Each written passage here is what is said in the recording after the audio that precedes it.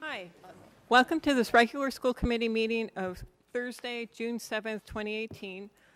We are opening and we are going to immediately go into executive session as posted on the agenda. It's to conduct strategy sessions in preparation for negotiations with union and or non-union personnel or contract negotiations with union and or non-union in which if held in an open meeting may have a detrimental effect. To conduct strategy with respect to collective bargaining or litigation in which if held in an open meeting may have a detrimental effect. Collective bargaining may also be conducted. And to present and vote the AEA Unit A Memorandum of Agreement dated May 2018. So can I have a motion to go into executive session? Second. Okay, this will be roll call. Mr. Hayner? Aye. Ms. Yes. Morgan? Mr. Yes. Spielman? Mr. Schlickman? Yes. Yes. And yes. So at this point, we'll be returning around 6:50, and coming back out of executive session, then the rest of our meeting will continue. So thank you.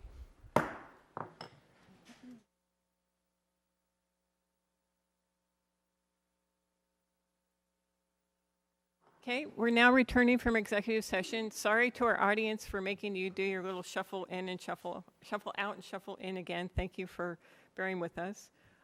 At this point, we are going to approve our contract with the AEA. Can I have a motion? Mr. Schlickman? I move we approve the memorandum of agreement with the Arlington Education Association, Unit A, and authorize the chair to sign the agreement. Second. Any further discussion? Okay, I'd like this to be a roll call vote. Mr. Hayner? Yes. Ms. Morgan? Yes. Mr. Thielman? Yes. Mr. Schlickman? Yes. Dr. Seuss? Yes. Mr. Carden? Yes. And I myself vote yes. And with that, we have approved our contract. Thank you. Thank you. Congratulations. So speaking with we're going to be making a joint statement for the press with the AEA, so I don't have anything official I can read, but I just wanted to thank our administration, especially Mr. Spiegel, Mr. Denizio, Dr. Bodie, who spent many hours working on this, and also my fellow negotiations committee member, Mr. Schlickman. The hard work that all of the above have undergone over the past 6 months has made this contract possible. The process working with the AA was very collaborative. We followed the timeline that we set out, and within that process, we had really good discussion on a bunch of issues that were important to everyone. And we've been able to address pay as well as numerous other things, and you'll hear more about it in the official statement, but I just want to thank everyone, and this is really awesome. We've got a contract. Recognize Jason. Oh, I'm sorry. Yes, I didn't mention at the start of the meeting, Mr. Levy at the end is the AEA president. So, Dr. Bodie, do you want to say anything about it? I would echo that a lot of people put great effort into it, and our last session went many, many hours, but throughout the entire process, it was very collegial, respectful, and we really had actually a good time together as we went through this process. So thank you to the committee members, because there was a lot of time for you as well. And I certainly want to recognize Mr. Levy's leadership for the AEA, because I think we have a very good contract. Thank you. Great. Okay. So, Mr. Schlickman. Yeah, during the process, I think that we all acknowledge the quality of the teaching that happens in this district. It was appreciative of the people who were negotiating on behalf of the teachers. They were very good about understanding our positions. We did this in interest-based bargaining, so that there was a collaborative structure on top of it. It was nice to see them every time, although, it got late a couple times. We have great teachers, and they're represented well, and just to note that they ratified the contract before we voted it, so it is now in effect with your signature, Madam Chair. Great. Okay. Thank you. Okay. So at this point, we'll move on to the next part of our agenda, which is a trip approval for the Arlington High School Panama trip. And Jace. Okay. Sorry. How you doing? Okay. So I would like to run a international travel next February break to Panama. It is through a company, Education First, which goes by EF, which we have worked with. And the trip is based, more scientifically based, looking at biodiversity, wetlands, and the like within Panama City. Yeah, it is, we're looking to get roughly about 18 students on this trip. I'm hoping to have 3 chaperones, myself included. I already have spoken to a few members of the science department, and there are 3 that have expressed interest, all biology teachers, some that have already gone on trips. Graham Daly is one. She's gone to South Africa, but also David Keneally and Corey Bavuso have both expressed interest. I'm also looking to ask the Foreign Languages Department if there's anyone interested potentially, just to open it up to as wide of a net as possible. And yes, that's a little bit about. Okay. Mr. Hayner?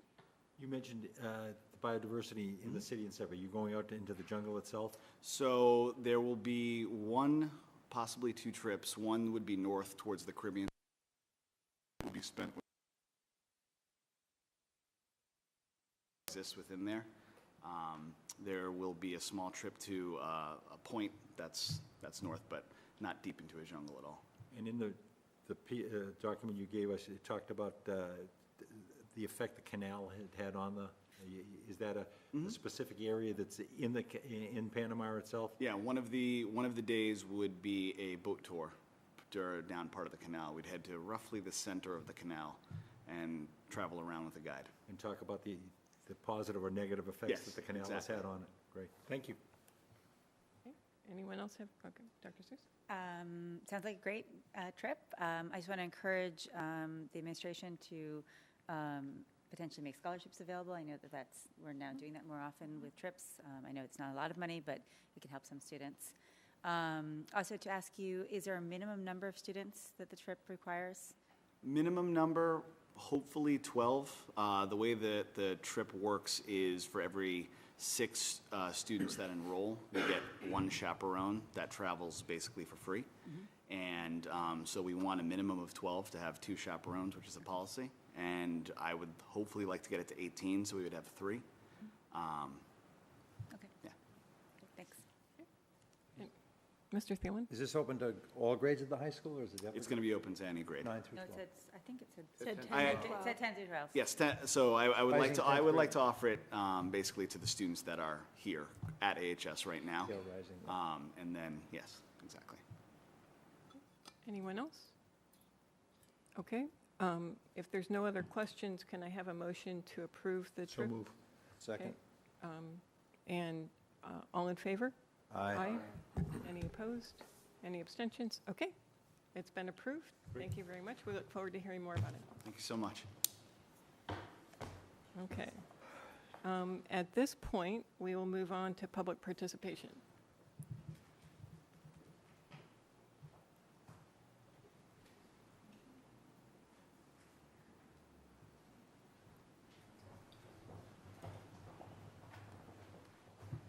Oh, my God.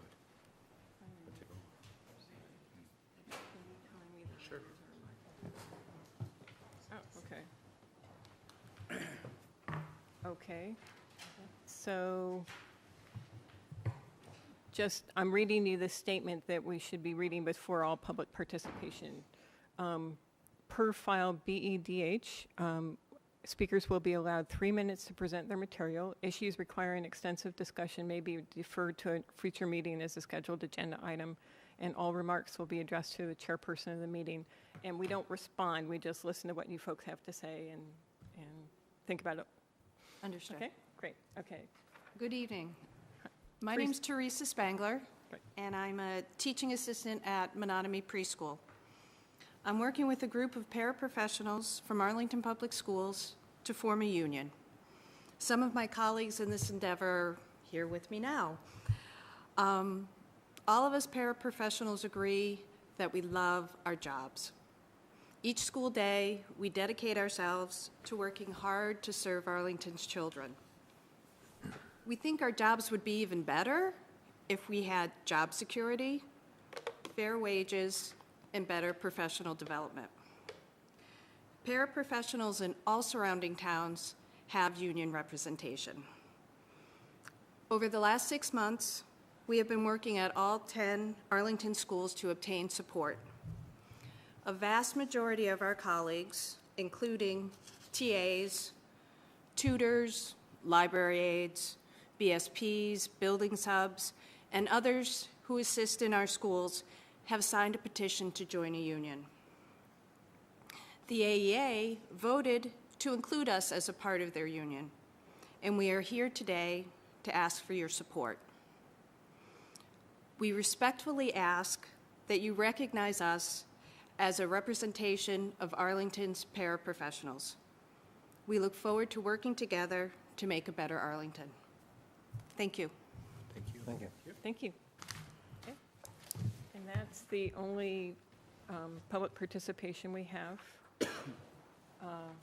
So at this point, we're supposed to have the presentation of citations to the students of the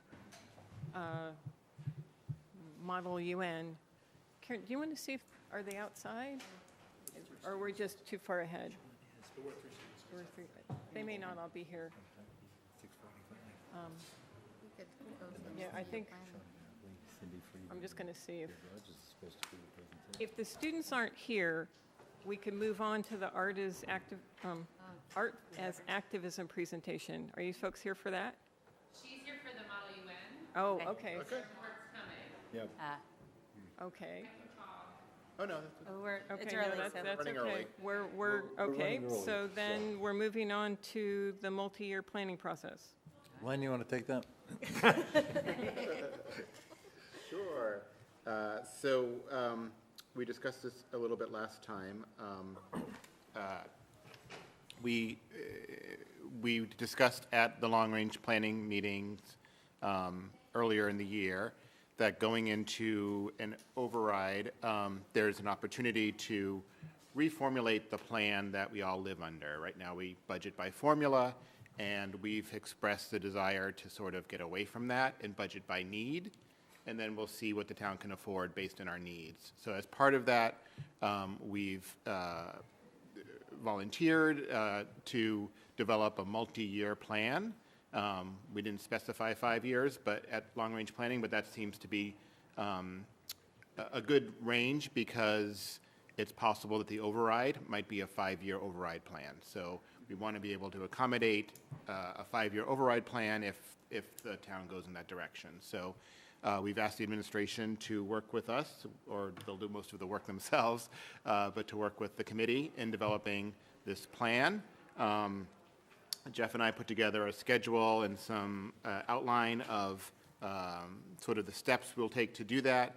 There is not going to be time for a full-fledged strategic planning process at this point, but we do want the administration to come back with their key priorities and their vision of what they want the schools to look like at the end of the 5-year plan. So they are going to start work on that probably as soon as school gets out, and come back to curriculum subcommittee at some point over the summer with some of their sort of themes and priorities.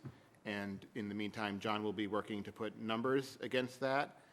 There will be opportunity for our committees to weigh in on, hopefully we'll have a joint meeting of the budget subcommittee and the curriculum committee, and basically end up being almost a full committee meeting over the summer once those priorities come back to take a look at them. Before John gets too far along with actually plugging in the numbers, that'll be a checkpoint for us to be involved. And then in the fall, as it comes together, there'll be opportunity for public presentation and input from the public. And the idea is to get it all done basically by January. So I'll just add that we're trying right now, there's a doodle that went out to set up a joint meeting sometime this summer. So we have a bunch of dates that went to, it should have gotten it, yes. No, did not go out. It actually went to got my, out, I got it. it went, check your spam, because it went to my spam, which Oh. is weird. Oh, Interesting. okay. Spam on, Okay. Oh, but it went to my spam folder. oh, I see it. You're right. So, yeah, so just indicate your availability, and then we'll pick a date and post it, and we'll know the date. So it'd be about a 90-minute, maybe 2-hour meeting. So I've expressed this in subcommittee. I worry that this falls short of what the community wants or expects. And I think it's a good, step. I mean, it's not nothing. It's a really valuable thing. But it seems to me that what people have said to me that they want to see is a vision of what we really think a school district should look like and how far away are we? Are we 80% there? Are we 70% there? Are we 50% there? And that, and what portion is covered by, by the town, and what portion is covered by PTOs, and just have a better sense of that, and also then get a clear sense that, okay, if we do this 5-year plan, are we then 90% there? I just sort of worry that we're putting some details in front of we're putting some details in front of the public without enough context. So, and I know that this can be put, you could have a long preamble before this stuff that puts that all into place, but I just worry that just coming up with a 5-year list doesn't quite get what the community expects. Okay. Ms. Morgan? I think for me, and I think we talked about this a little bit in the budget subcommittee meeting, what would be helpful in thinking about it is thinking about what we currently have and then what we need, and then what does that look like together. I mean, that's super simplistic, obviously, but I'm very, and I would need to see it sort of laid out in, I mean, the formatting doesn't matter, but I would need to see, this is what we're doing, this is the, what we've got, and this is what we need. And we could be talking all about the same thing, we just haven't seen it yet. So I'm hoping we can pick one of those early meeting dates, just in case we need to have another one, so that we can, kind of figure out what the product is a little bit and try and work backwards. Because I want to make sure that it's something that's really accessible. Okay. Any other comments? I mean, John, do you kind of getting what folks are saying in terms of how to structure this? Yes, I heard. Okay. Hopefully that's what will be in the fall. We'll have a better idea of where we think we are and where we think we need to be, or at least what our big themes and big ideas are. And I think that's when we'll say what needs to go in the document or whatever we create. I think that's really going to be the time when we... Yeah, I mean, I would envision, so I think I think what you said, Jane, makes good sense. I think we talk about what we have, what we need, figure that out over the summer, and then we have to have a series of public forums. We just have to figure out how we're going to do that. But we have to have a series of public forums to have people weigh in on what we're talking about. Right, and I think that what we need will spill past the summer for sure, because we'll, in the fall, be getting feedback from other stakeholders. Your mic, John. Sorry, every time, Yeah. every time. So you got to say it again for the record, John. So I think the part of what we need and will spill through past the summer into the fall, because we'll need to get feedback from the public. I mean, we're going to start talking about with the administration over the next couple of weeks and throughout the summer, but I think it's going to take more than just that short amount of time. What we have is the easy part we talked about, but where we need to go is the more complex piece. But putting together that document that just says, this is where we think we need to be, this is where we are, Yeah. and this is what's missing. Yeah, I mean, That part is easy. Yeah, I think we have two audiences, really. We have the public, and then ultimately we have the Board of Selectmen, which set the rate, which determine what the override's going to be. So we have to kind of, think that through as we go through this And I process. think depending on the stakeholder you're talking about, what they're looking for is probably going to be different. A FinCom or a long-range planning is Yeah. probably going to be looking for a Yeah. one-page spreadsheet that's easy to follow, and some parents or groups may be looking for more than that. Maybe looking for the nitty-gritty detail of why do you say you need 5 of these over 5 years? Why isn't it 10? Yeah. Okay. Ms. Morgan. Okay. And we kind of did like a mini version of this when we thought about the Gibbs, right? We sort of looked at like, well, what's it going to cost us to open? And I'm really optimistic that we, in opening a new school, have the people in place generally that we need at the Gibbs. It certainly sounds like it, which is exciting. So we have this we kind of did this in like 1/13 of what we need to do, I feel like, a little bit. Like, but when that was put together, it was a pretty like short list of things that we thought we were gonna need. It needed a lot more context. The number was not close to where we eventually needed to be. So I feel like we've had a little bit of practice in thinking about like, well, this is what we have at the Audison in 6th grade that we can move over, and then we need to add X number of things so that we can do what we do there with 1 grade. But it needed more that time. So I just want to make sure that we're getting all of that stuff this time round. Okay. If that makes sense. Dr. Seuss. So I just wanted to reemphasize that there are a lot of PTOs who are very interested in seeing what percentage of the vision they are covering as sort of part of this big picture, because they know they're covering essential needs, and they just want to say, okay, I know we're covering 5%. Let's be honest about that. I would like to add, and this is not from the community, that we also have to have a good sense of what percentage of our vision are being covered by grants, because we know that some of those grants can disappear. And so that's a vulnerability that we have to just sort of be, again, honest about. This is our vision. Town's covering, 70% of the vision, 20% uncovered completely at all, 5% is PTO, 5% is grants, something like that, right? And then I also just want to mention one of the reasons for talking about this, I mean, we have a lot of reasons, was something that Dean Carmen had mentioned, and I'm sort of responding to his worry, was that he didn't want us to keep coming back year after year asking for more without a sense of where is this more leading to, right? The reason we're asking for more is, here's our vision, we're over here, asking for more will get us over here, but the reason we might ask you for more later is we're not there yet. So just after the end of this process, there should be a clear sense. What is after the end of the 5 years, how far away are we? Or are we there? Have we accomplished it? So that's... Anyone else? Okay, did I get a comment for a sec? I have one question. Have we ever calculated the percentage of cost? No, sorry. She just said she was going to start talking. Oh, Okay, now Well, finish what you're going to say. Get him, Jane. Sorry.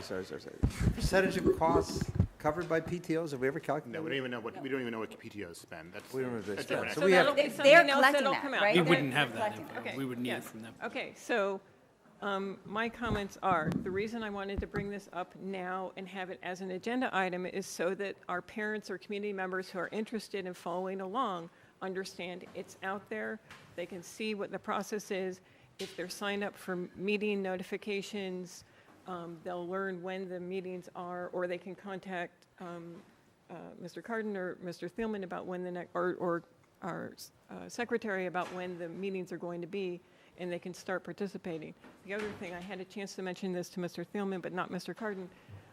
I was told by a representative of the AEF that there might be the possibility of funds, if it would be helpful to do this process. Yes, we're going to be, because of the timeline that we're faced with the debt exclusions and stuff coming up, it's perhaps a shorter timeline than we would have ideally, but there's things that we can do along the way. And their point was, if there might be a use for hiring a professional consultant or hiring a mediator or whatever, that's something that we should be talking to them and working out fairly soon. So, Dr. Bodie, do you have anything else to add about this? Okay, so great, we're done with this agenda item, and now we will move back to presentation of citations to the students of the Arlington Regional Model United Nations and Civic Engagement Clubs by Ms. Holt, Mr. Garbely, Representative Garbely, and Senator Friedman. Can I have Ms. Holt come up? Is she here? I don't. Oh, there you are. Okay, sorry. Okay. I think there are more people. I don't know, maybe. Oh, it's coming to the microphone. Oh, Microphone. Right here. Okay. Okay.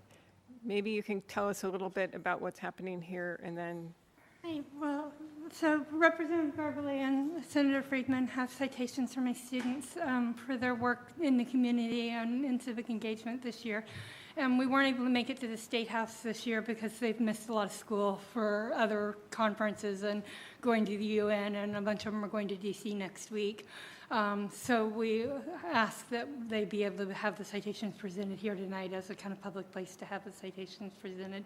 So we really appreciate you guys letting that happen. So if we could just let them have the citations presented, that would be wonderful. great. Super. Okay. You want to say anything, Dr. Ball? Want to say anything? I would ask her to explain what club is. Oh, can you quickly explain what the club is and? Sure. So we have a middle school club and high school club. The middle school club is for 5th through 8th graders, and the high school club's through 9th through 12th graders. And they're primarily Arlington kids, but they're actually open regionally.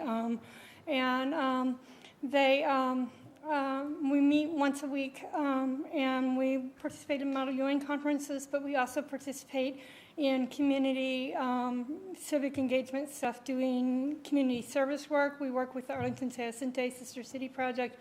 We work with the Housing Corp of Arlington. We work with Arlington Eats. We do different things as opportunities arise during the year. We've worked on different initiatives on different issues in the community. We're working some with the Human Rights Commission right now around racism and issues of that sort.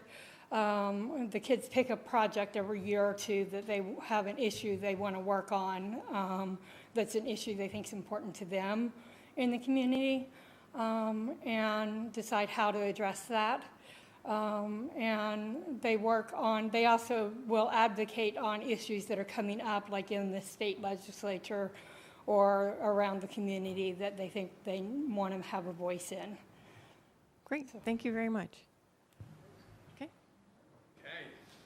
Well, thank you so much, members of our school committee. Sit near this You want me to microphone, sit? please. Microphone. mic. Microphone. Get Oh, the the mic- mic. Take the microphone. Okay. Terrific. You're a veteran, you should know this. Well, thank you, Paul. Well, first of all, thank you, Chairwoman Ampe, for allowing us to do this tonight, so all the millions of viewers watching at home could hear all the great things our students are doing. So through you, to members of the committee, I'm honored to be here with our great senator, Senator Friedman, to thank Kim Holt for the amazing work she has done in guiding these students, but also to congratulate these students on the incredible work they have done. You know, Model United Nations is a tremendous program. It's a tremendous learning opportunity for these students to represent another country that they may not even have heard of, and learning their country's foreign policy and all the cultural things within their country, and then to represent their country on a committee of the UN and talk with sometimes complete strangers about foreign policy and moving forward as a country, as a world. And that's what United Nations is really all about. And that's that collaboration that is so critically important, especially in our political climate now. So do you want me to present it? Or Senator, do you want to say a few words and we can present it together? We have a citation from the House and a citation from the Senate, and I would just like to echo what Rep. Garbely said, to thank the school committee for supporting these kinds of programs, to thank Kim for all the work she does, and also to all of you. And what I would say is it's such a joy for me to see a group of people under the age of 55 who are actually engaged and excited and active in your community. There is nothing more important, I think, right now than civics and to understand how our government works, because we really need you.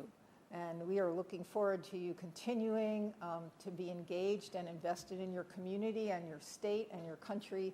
And so I'm really proud to be here, and I'm proud that I live in Arlington. So thank you all. So we have this is a citation from the Senate, and it's the students in recognition and congratulations to the students of the Arlington Regional Model United Nations and Civic Engagement Clubs in recognition of your commitment to civic engagement activities through 2017 to 2018. And I have one more thing to say. So the House and the Senate passed a civics bill around teaching civics in our public schools. And I have just been appointed to the conference committee, which will reconcile the differences between the House version and the Senate version. So I want you all to go home, I want you to look at the bills, and then I want you to call my office and tell me what's really important, okay? So I'm going to give this to Kim. And also I have just a little note to these 4 people. Yes, okay, thank you. Great. And I have the same citation, which is the same thing as Senator Friedman, but mine is signed by Representative Dave Rogers, Representative Christine Barber, Representative Paul Donato, myself, and Speaker of the House, Julio. Thank you, Kim. Congratulations to all of your students. They're outstanding. Thank you very much.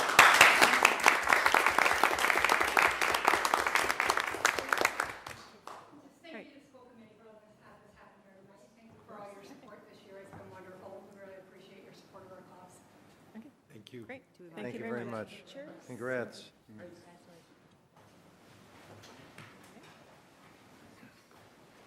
So at this point,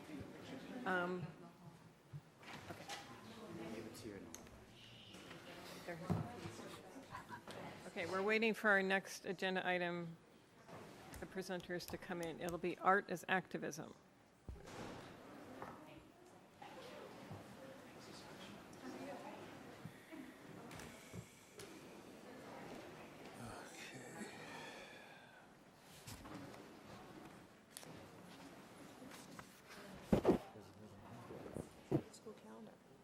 Actually, this isn't requiring a civics class then. It's requiring integrating civics.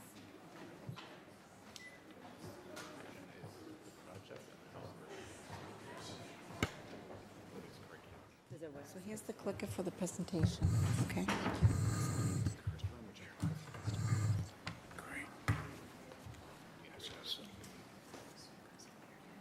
think we don't need to do as Ready? more requirements. Might want to kill the lights. Lights, I want to get the lights. You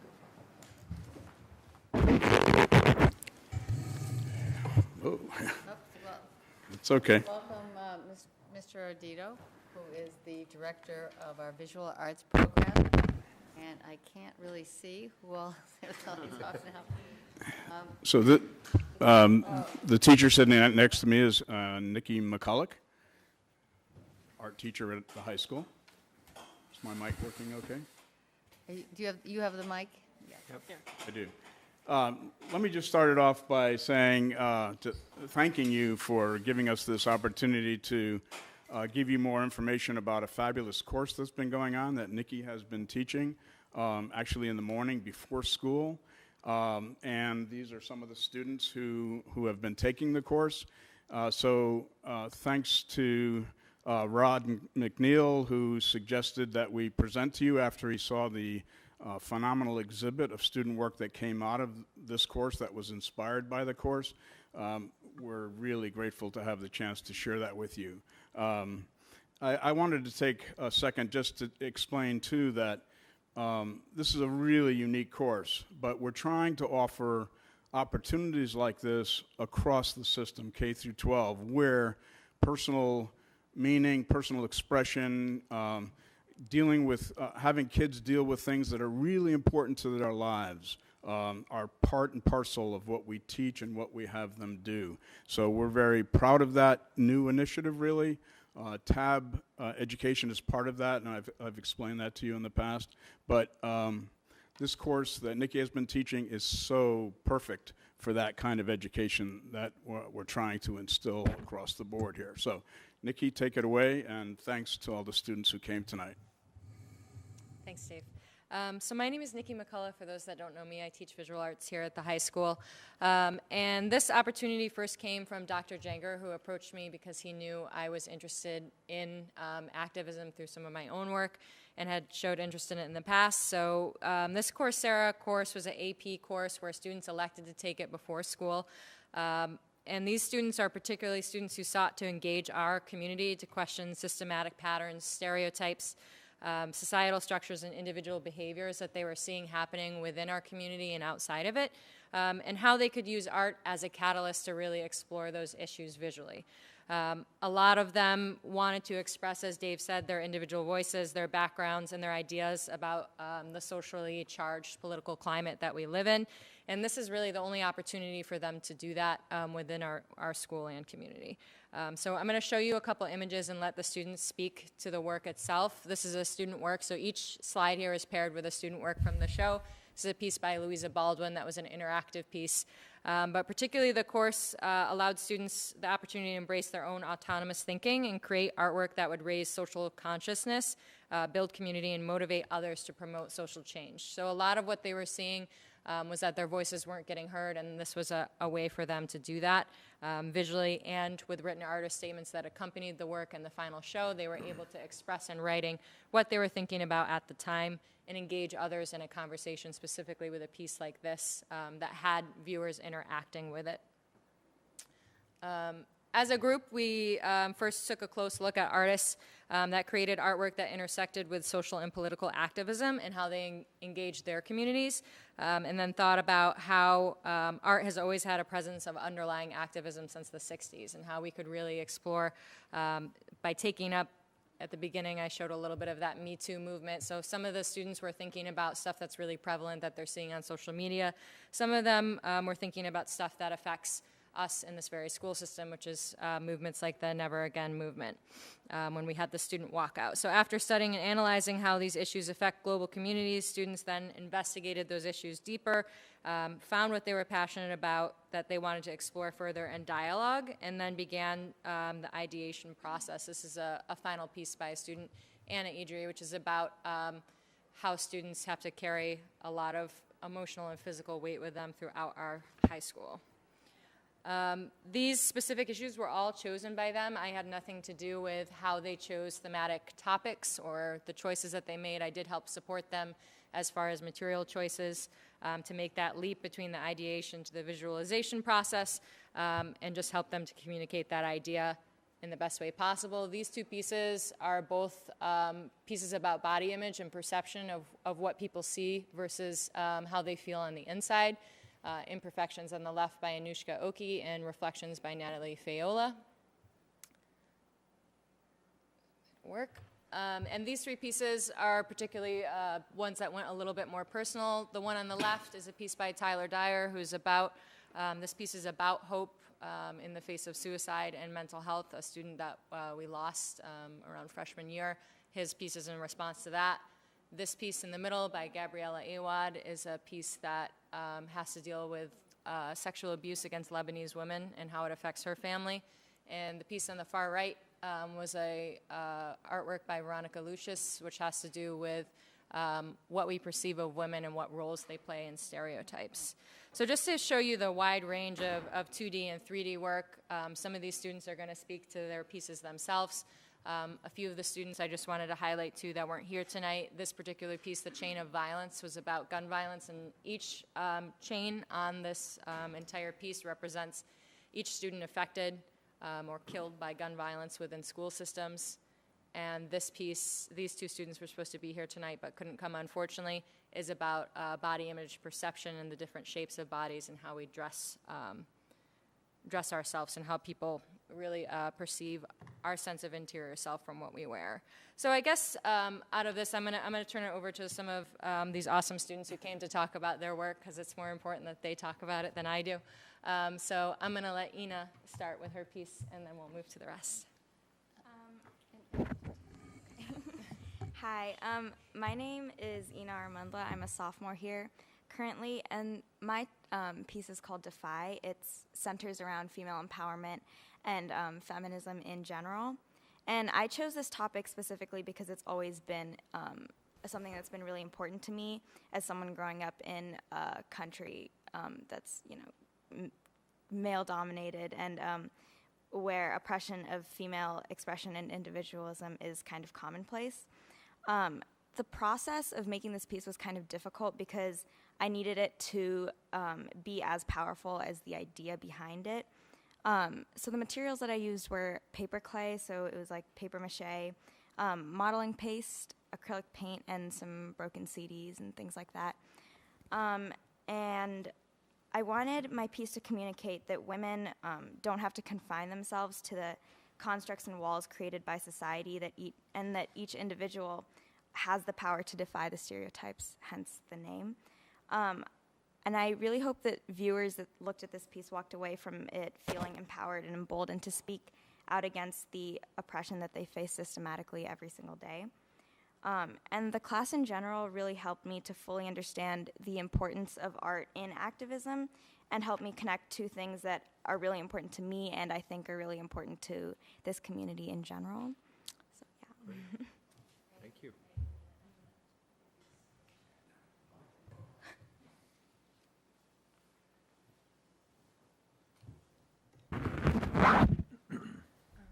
All right, my name's Issa.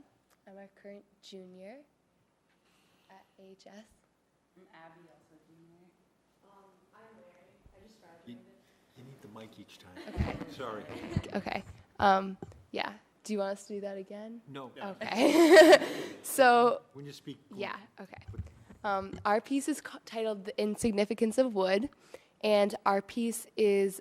We just chose to directly respond to the current gun violence movement and like the gun reform movement. So conceptually, our piece is kind of highlighting the irony and the false sense of security we're given by a lot of measures that we're taught in school. So this is supposed to be a student hiding under their desk. It's a criticism of the old lockdown drills we used to do where we were taught to sit and wait. As if that's going to protect us if an armed person comes into our school. It's also reminiscent of during the Cold War when students were taught to hide under their desks for nuclear bombs, as if a desk will do anything in the face of a nuclear bomb. So we really wanted to highlight this false sense of security. Yeah. So the project itself consists of a paper mache figure, which is the body under the desk, and it's just kind of curled up in this very innocent fetal position. And then the desk, we chose a life-size desk just to really show like this is real and it's easier to connect to than if it was like a little small thing or just a painting. And we covered it with newspaper clippings about mass shootings in schools over the past 20, even I think 30 years or so, just to show like this is still happening. This was happening when like our parents were kids. This is still happening when we're kids, and this shouldn't happen when our kids are in school. We want this to change. And so the top part is we sewed a piece of fabric onto mesh to create the flames draping down, and it just represents the violence and like it's creeping in, it's creeping under the desk because the desk is insignificant. It's not helping. Yeah, they covered most of our like concept and like visual representation, but I think just having it at the scale, at the point where it is so blatant and anywhere that it would sit in a room, it would just make such a large presence. And I think that was really important to us to have something where you could walk around, where you could see from all angles, because it's something we all need to look at, and it's something that is the center of attention. And I really enjoyed being in this class and being in a space where I felt like I could respond to something that I believed in, and being in an environment where I felt like other students knew what I was feeling as well, and also like as a young teen being able to acknowledge something in a professional way that I wouldn't normally be able to put my voice. So yeah, it was a really great experience, and I think another thing to our concept was like how we recently like developed the Alice drill, and for the first time in my life as a young adult, being given the power to choose what happened to me was a really important thing to grow up and realize, of being like, hey, like you don't need to sit down here and do what we say. Like if you feel like in your gut you need to walk out of here, then you can. And like knowing that power now and being like, hey, like I'm a real person and I need to take care of myself as much as everyone else is trying to take care of me really mattered. And that's a lot of the response that we created here. I think another thing about this class is that it's like one of the few classes I think I've taken here that's like relevant, like it directly tied to my life. Like we were encouraged and supported in like creating art in response to what we see around us, and like being able to directly respond, like Mary was saying, and like feel like something feel like I was doing a project in school that really tied to what was happening, like very much in the moment with this movement, was like really powerful.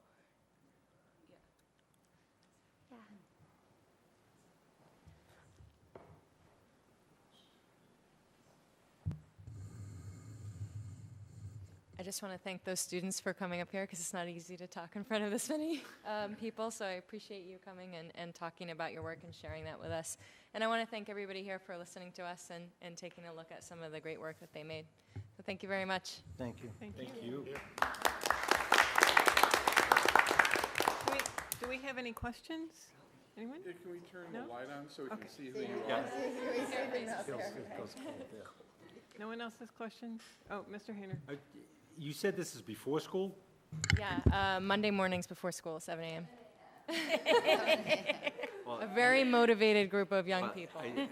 For what you've produced out of this and taking that time on a Monday morning at 7 a.m., Oh, my that goodness. even adds more to it. Thank you so much for sharing this with us. Very inspirational. Yeah. And many of them took this work home, at least in this whole group, every night with them, every weekend for 7 weeks to get it done for our final show. So a lot of dedication happening too. It's beautiful. Beyond the 7 hours. I just have to brag on Mary and Isa. I don't know how widely known it was that they had work, their own personal artwork featured in the Institute of Contemporary Art in Boston very recently. They were part of an exhibit and also a team forum about these very issues. Yeah. So they are accomplishing amazing things. Fantastic. That's great. Wow. Great. Thank Thank you so much. Okay.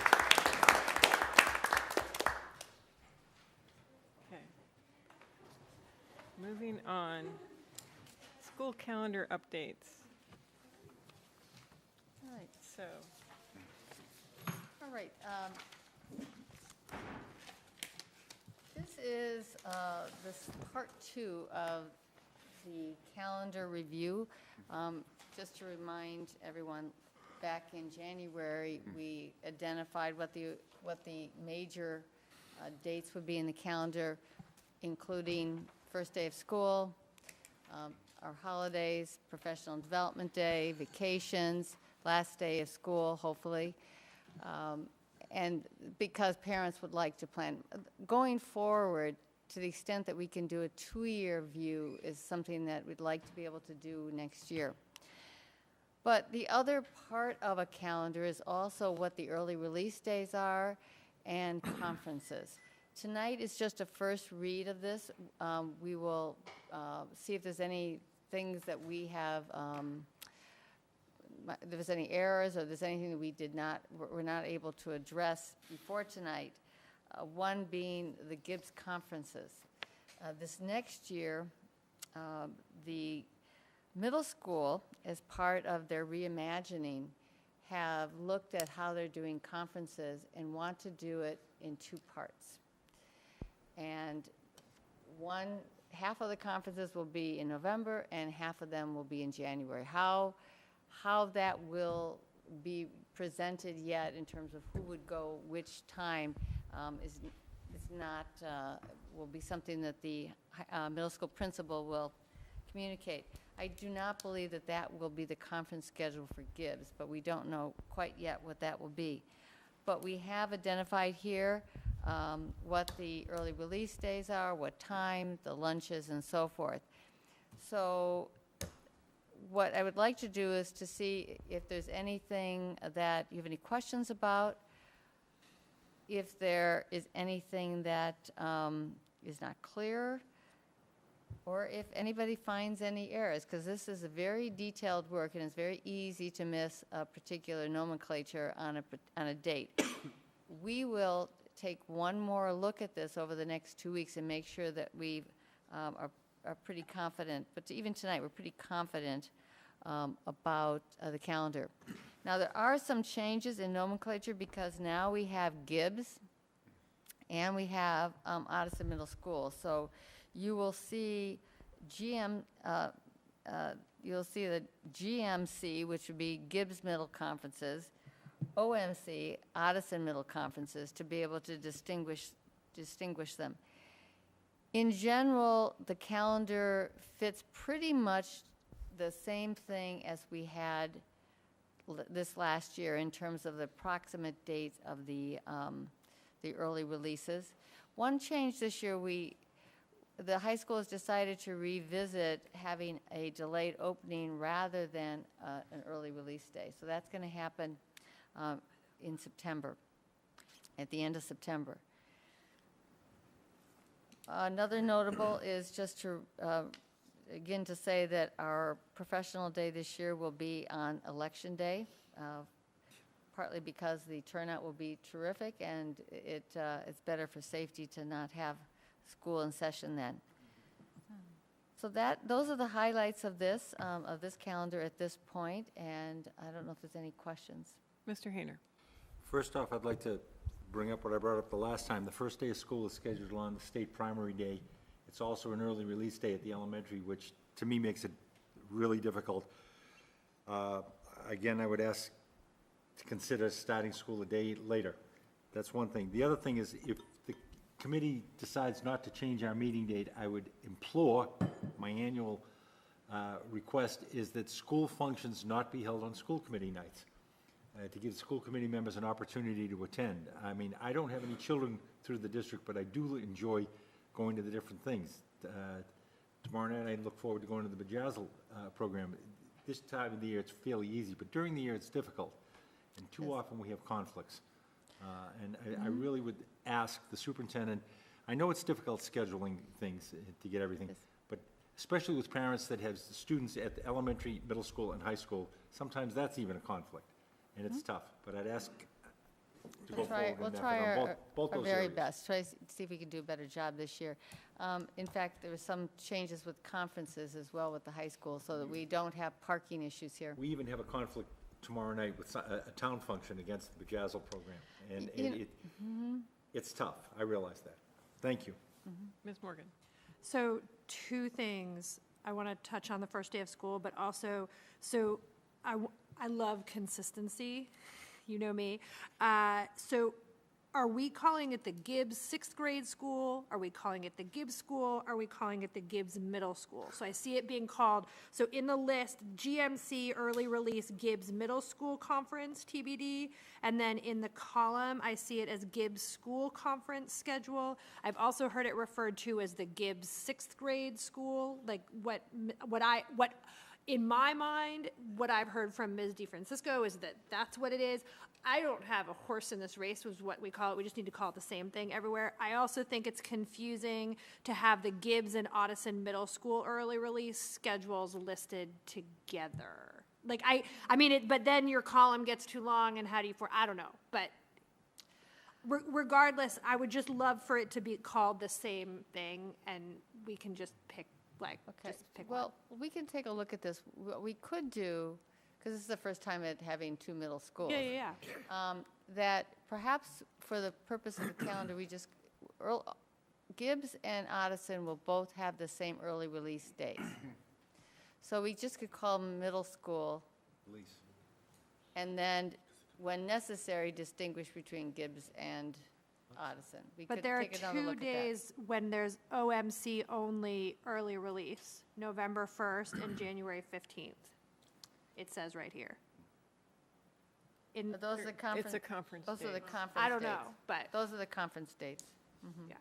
All right, we'll take another look at that and see if we can tighten that up a little bit. Let's just make it consistent that everything's the same, because this is when people are gonna notice. And then the 11:15 early release, I mean, I get it. I at first I didn't get it. I was like, oh, why would we let the kids out? But then it's because they can't use the cafeterias, presumably, for lunch, and it all kind of makes sense, but it's, and I understand that the principals came, is that right? They were the ones who came and said, we really want that day, is that right?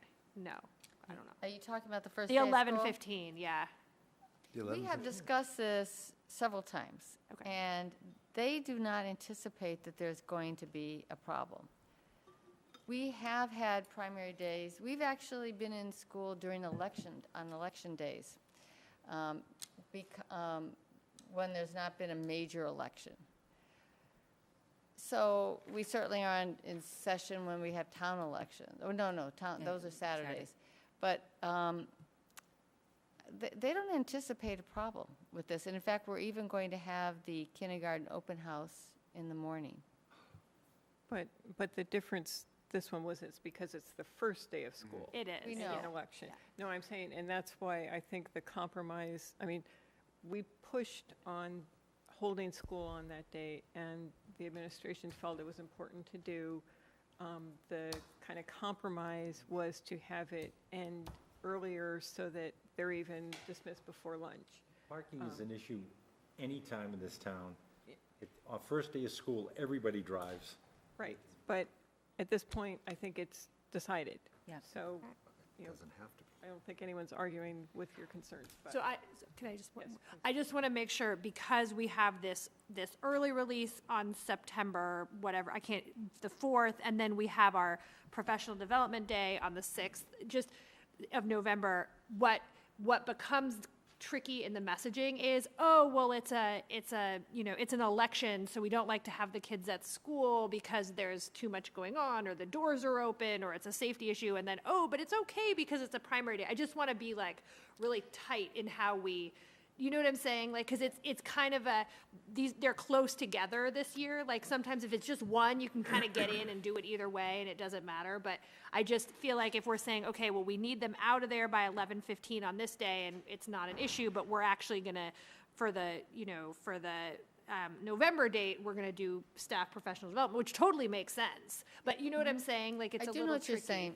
It's about the volume of people that are coming through. At all of the polling places, we also do have police officers. When you have a major election, such as a governor race or a presidential, there are a significant number of cars. And there certainly still is a police presence. The feeling is the volume is just simply not going to be significant enough to warrant not having school on that day. And that would also mean that if we were to not have it at the elementary schools, but say secondary wanted to start, we're still pushing everything off into June. The reason why we're doing 11:15 dismissal rather than the usual 1 o'clock dismissal is that in several of the schools we don't want to do lunch in a box on the first day of school. Several schools use the cafeterias of polling, other schools use the gym.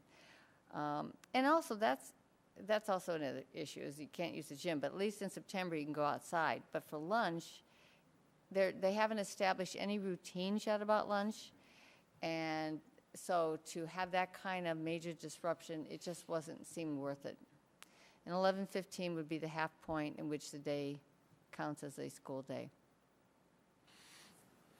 Any other, Dr. Seuss? I believe that we have already voted on the beginning of the school Yes. and the end of school, so we can't actually shift that now, right? I mean, we can talk about the conferences. We could, I guess so, Open okay. again. Okay. 4 votes changes it. Okay, all right. But I just want to reemphasize, it's not directly related to the calendar. I have not been to a high school curriculum day since my kid has been in high school. I've missed many middle school curriculum days. That's the one that always seems to be on a Thursday, and it always seems to be on a school committee night. And I think the messaging has to go out to those administrators now about that, because they're planning it now. It's already gone out. Okay, but like really. Really go out. Because every year there's like a message that goes out, but then they just ignore it.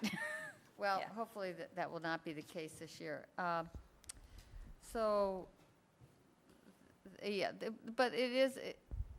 it is this dilemma because the way the school committee nights fall relative to the month. Yep. In terms of what makes sense in terms of curriculum night, and the teachers strongly prefer Thursday nights, Yep. as you can understand. Okay, Mr. Hayner? Then has the committee decided not to change the night that we meet? I brought it up at the last meeting. If we've we're not decided we're gonna not. discuss it If now. we've decided that, then. We didn't and decide anything. I appreciate what the teachers want. I mean that sincerely. But we have parents on our board, we have programs going. There has to be some plus and minus, that's all. We're definitely working. And speaking of school committee meetings, I would like you to all take a look at these dates and make sure that they are the dates you want for school committee meetings, too. Mr. Thielman? I mean, I think what we could do is ask the Policies and Procedures Subcommittee that with the change in date from Tuesday night to Thursday night went through a process a few years ago on the Policies and Procedures Subcommittee, and so if that's what we wanted to do, we can ask that committee to take a look at it and survey people and see if they want, and see if it makes sense. I mean, what we did last time was survey people and go from there. I don't know. Okay, Mr. Hayner? I know it's late now, was there any discussion of starting school, actual classes and stuff before Labor Day? We've talked about that each year. It seems to be, we say we're going to talk about a negotiation. We just settled a contract, I don't know. Well, no, there's an agreement as part of this, that we have a calendar subcommittee, and that the plan will be to make some recommendations, and that's one of the areas of recommendation is, if we change anything, to go through a process next fall with both the AEA and the school committee Good. Voting on that, so that in January, we're ready for the calendar. But also seeking input from the community. Right. Oh, yes. In fact, we have been planning a survey, which may happen beginning of the year. That looks like that's going to happen. So there's going to be a whole process that's going to be in place with this. And yes, definitely want to get input from the community. Right, because it's important. I mean, I've heard people on both sides of it, so I'll be interested to see what the survey shows. Mr. Carton? Just as possible suggestion is, this is getting very dense for one page. I appreciate the effort to keep it all on one page, but I would just encourage you to have Karen or someone take a look at some of the calendars that other districts have. I think some of them have gone to a two-page format just because it's hard to read and it gets so complicated. I don't think there's much benefit in squeezing it into one page anymore. You can take a look at that. So the only other comment I'd add is just, I want to be sure that we are communicating really well to our incoming kindergarten parents what their schedule is, because it can be a surprise and they're going to need to be prepared. They are going to be communicated with. Okay, great. They are, but it doesn't hurt to mention it right now. Okay. So the plan is for kindergarten is that very first day of school, which is the Tuesday after Labor Day, there will be open houses in each one of the elementary schools for incoming kindergarten students and their families. I should say more their parents or guardians. That information of what's going to happen in each school will go out from the building principal. Then on Wednesday of that week, half of the class, A through something, will come for a full day. On Thursday, the other half of the class will come for a full day. And then the whole class to come together on Friday. And that was something that the kindergarten teachers support. And the end-of-year changes, that's actually not on here. Ah. Just realizing that. That's a good point. Good point. Well, we have to ratify the contract, and we did, so we'll fix that. So, and just for the public, so the end-of-year change is that this kindergarten gets out, 2 days early? 3. 3 days early. It's the last 3 days. Well, the last day is a half day, so it's 2.5 days early.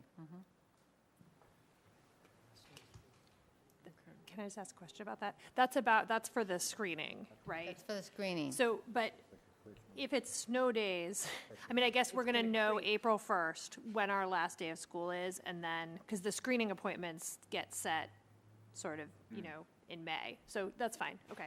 Because we'll know what those days, what those 3 days are by April 1st. Now, those 3 days do not include the parent orientation at each school. That will still occur probably in late May after MCAS, or on a, that'll be determined. But my guess is it'll be late May. And then there will also be an opportunity for student visits. We'll plan those as well. This is going to be for some screening and maybe student visits. We'll see if that will work out. But I think the screening schedule is going to be fairly tight in there.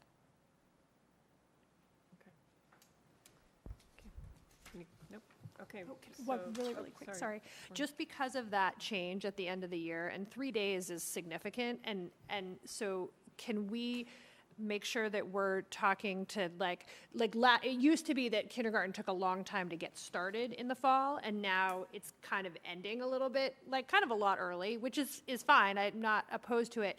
But it used to be that the ACA ran like a kindergarten camp just for kindergartners that first week because it was super chaotic, and it was so everybody was like, oh, my kids are going to camp, but they all go to the ACA camp that first week of school. So I'm hoping we can reach out to some people in town and say, listen, we're letting all of these now 6-year-olds out for 3 days at the, once it becomes clear when it is. And, hopefully somebody will run something, because it's a lot of days to cover, right? Without childcare. And we've been lucky in the past, at least in my circle of people who I knew, everybody knew that the ACA ran the kindergarten week camp, and it was great because everybody had a place to send their kids. So it would be nice if there was something, nothing we're running, but just if we can let people know that maybe there will be some free 6-year-olds available for. And I think that in addition to that the after-school programs in each school will probably be addressing the issue with the kindergarten students in their programs. I just want to also say about this that we're trying it out. This is a recommendation to do. We're going to evaluate it if this feels as though this makes sense. Now, the issue is, though, the timing, because the next time we set the calendar will be next January, and we really wouldn't have had a chance to go through it. So it's probably going to be that way for 2 years as we assess whether this is the right thing. We have done actually different ways of doing this. A number of years ago, the kindergarten students did not start until the following Monday, and that first week was all of the screening that was done that we must do. But that doesn't give teachers enough time to plan for classes. So that's some of the work they're going to do at the end of the year, is plan the classes and then be ready to go right away in the fall. We'll try it. We'll see if this works. This year, we're doing a little bit more of a hodgepodge to accomplish it, having the screenings done on early release days. I just add, by planning for classes, you mean sort of coming up with the optimal mix of kindergartners in Yes. each group. In each Because group. it's not, they know what they're going to teach, and they've got that planned out. It's just figuring out the group. Which is what we do in our elementary schools. The teachers sit down at the end of the year and do the placements for the next, because they know the students that they've been teaching all year, and they do the placements for the following year. Okay, great. Okay. So, moving on, district goals, Mr. McNeil and Dr. Bodie. I'm going to let Dr. McNeil talk to this in a second. But let me just review a little bit where we are with these. We had some feedback last year in terms of how the presentation of how we wanted to have the district goals.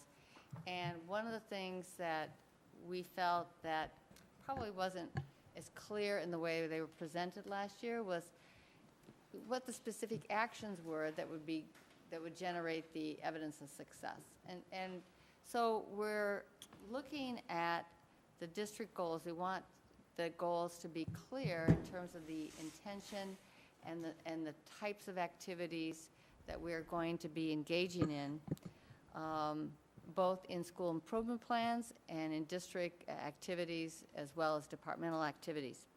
So what we have done is these are the sort of they're not general, but at the same time that they are not specific to saying, for example, that, you know, all teachers will have eight hours of cultural proficiency professional learning next year. That would be an action under a particular goal, as an example.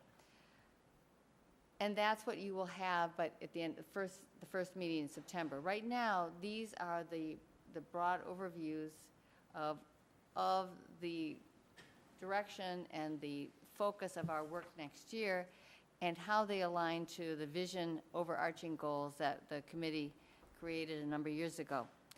So there's been many iterations. In fact, I have about 4 or 5 iterations sitting here, and we've been trying to involve people in the wordsmithing of this. And I suspect that we might even have some more wordsmithing tonight. And if we do, we'll work on it over the next 2 weeks and bring it back for a vote next week. We have a vote scheduled, but it's perfectly fine if we wait till the 21st. So let me turn this over, and you can talk a little bit about our evolution on this. Sure. So at the last school committee meeting, we presented the goals, and, you know, we received feedback from the school committee, and, you know, I've taken it back, and, you know, different members of the school community have looked at them, primarily the curriculum leaders and directors, and we've really worked on actually the goal objective 1.2. That was one of the primary ones, but we also worked on the language in goal objective 1.1 and 2.1. And our primary focus was to make sure that the language that we have in each one of the goal objectives is clear and really spells out what we want to happen for that particular goal objective. And we also want the language not to contain, you know, a variety of educational jargon. So we wanted to be clear for all stakeholders that are going to read the goals, and they understand based upon that language, you know, what the motivation is behind the goal and what that goal is going to have us do or dictate our actions. So that's some of the things that, you know, led our thinking. We also, with goal objective 1.2, we looked at, you know, the suggestion from the school committee about, you know, merging the social and emotional learning with cultural competency. And we really feel strongly that in order for us to reach that, and it's also indicated in the vision of student as global citizen, and what are the skills that students need to have in order to reach that vision, to have those, you know, to have those characteristics. So that is really, you know, we looked at goal objective 1.2, and we made sure that we looked at the language and made sure that that we stated it in a way that the social and emotional learning is going to support. The ultimate objective is to address cultural bias. Looking at goal objective 2.1, we looked at the type of professional learning that we want our teachers to have, the staff, and what are some of the outcomes for that particular goal as well. And we wanted to look at how we're integrating social and emotional learning and cultural competency within that goal. And we also wanted to make sure that we're also emphasizing that we want our instruction to be based upon data. So that is some of the, you know, thinking that went into wordsmithing each one of those goal objectives, and also making sure that it aligns with the overarching goal, and leaving it broad enough so that, you know, the building administrators can look at these goals and say what are some of their building goals and how they're going to fit them within that overarching umbrella. So as Dr. Bodie alluded to, over the summer, we're going to work on specific activities and actions, and also the language around that is going to be called actions, or it's going to be called activities, or going to be, you know, what are some of the action steps that we're going to highlight that will serve as evidence that the goals have been obtained. And again, looking at making sure that's aligned and being clear to building administrators so they can also frame their school improvement plans to fit under that umbrella, and their actions will also align with what the goals are stating, and as well as the goal objectives. Can I make a couple more comments? So I'm just going to try to give a very quick understanding of what the effort is in each one of these objectives. The first one, we have spent time this year on developing a vision of student as learner, student as global citizen. I think we still have some more work to do on it, and it's certainly not been, at this point, approved by the school committee, but it's still been a very active document as we've looked at our work. This particular objective, the first one, is broad enough that schools and departments can work on particular transferable skills that we want to see in a student as learner, a student as global citizen. And what you're going to probably, what I know you're going to see in the actions are going to be different actions relative to this. It is, from my point of view, it is fine if a particular school wants to work on one of those attributes, and another school or another department want to work on a different. I think that's fine, because in the whole schema of this, that it's not something that you work on linearly anyway. It's something that works on all together in a very synergistic way. So the second one reflects our belief as administrators and teachers that developing social emotional skills cannot be separated from cultural proficiency. The two are very much linked, and that's what the language of this particular objective is trying to achieve, that clarity, and I'm not entirely sure we've managed to do that completely. But we have been working on social emotional competencies, and we have been working on cultural proficiency. And they're not two separate things.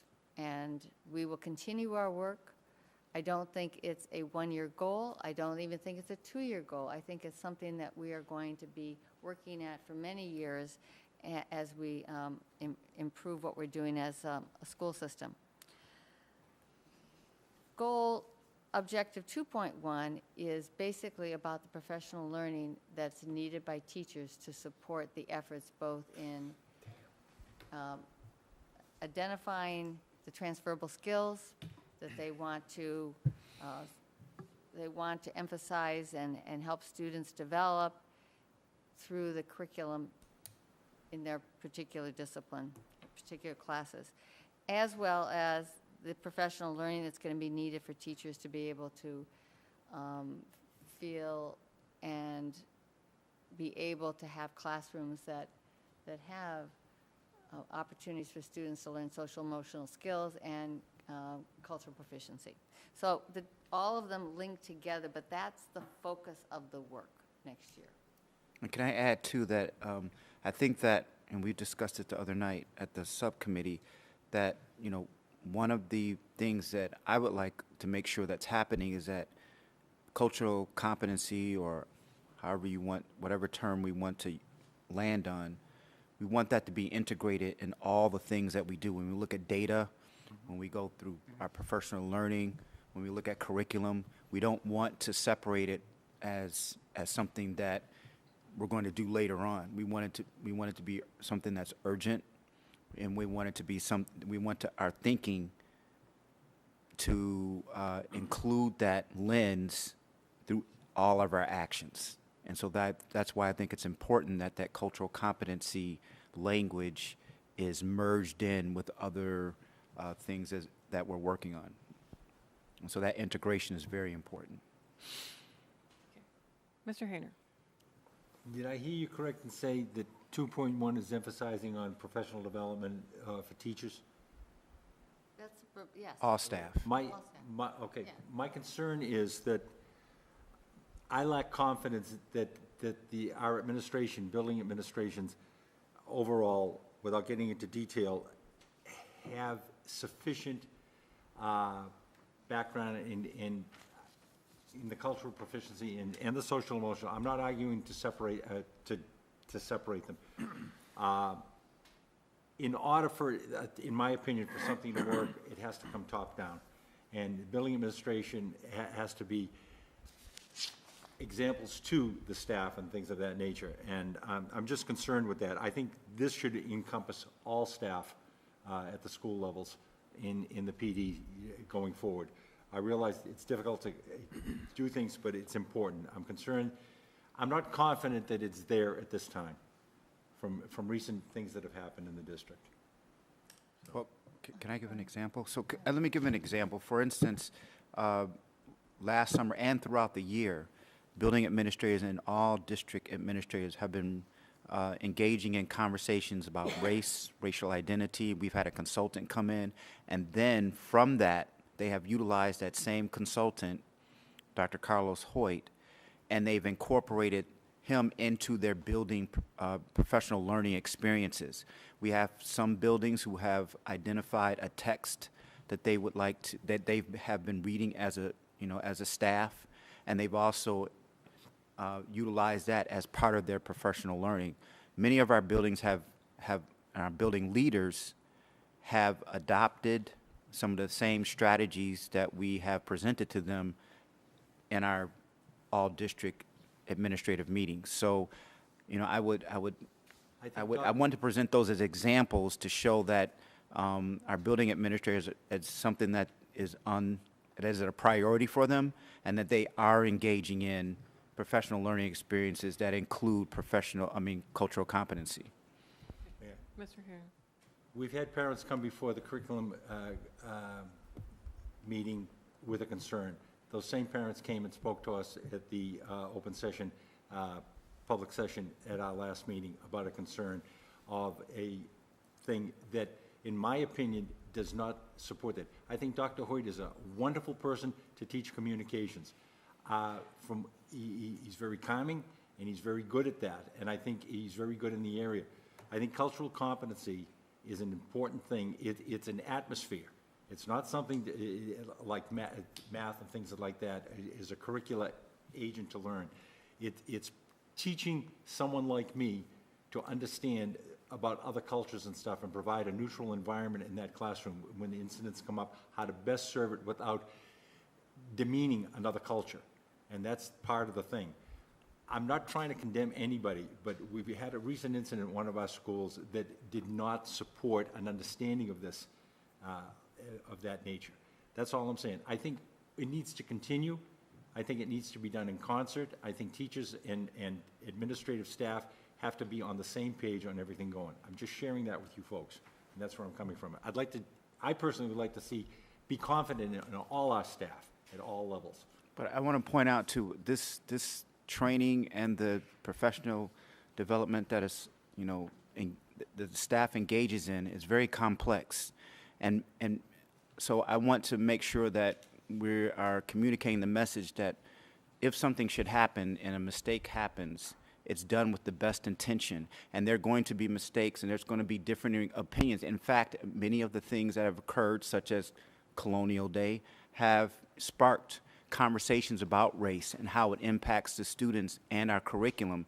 And I invite those type of discussions, but I also want to make sure that that's not an indication of the amount of training that is taking place in our schools and amongst our building administrators. In fact, many of the discussions we've had are on ongoing basis, and that discussions about cultural proficiency and race and racial identity is happening on a more consistent basis, and I think that's a product of the training and of the fact that we've made it a priority. We should not engage children until we're confident that we have reached these skills. I do not question, and I agree with you on everything you just said.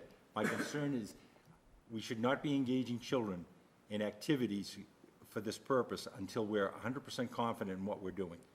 That's my concern. Okay. Anyone? Dr. Seuss. So I just want, on 2.1, I do think that this school district has made tremendous progress in the last few years, and I really want to commend everyone for that progress. I think partly we've made progress because there's been a pushing from the school committee and from outside pressure, and so I just want to make sure that we sort of keep the attention on, make sure that we're doing the right thing.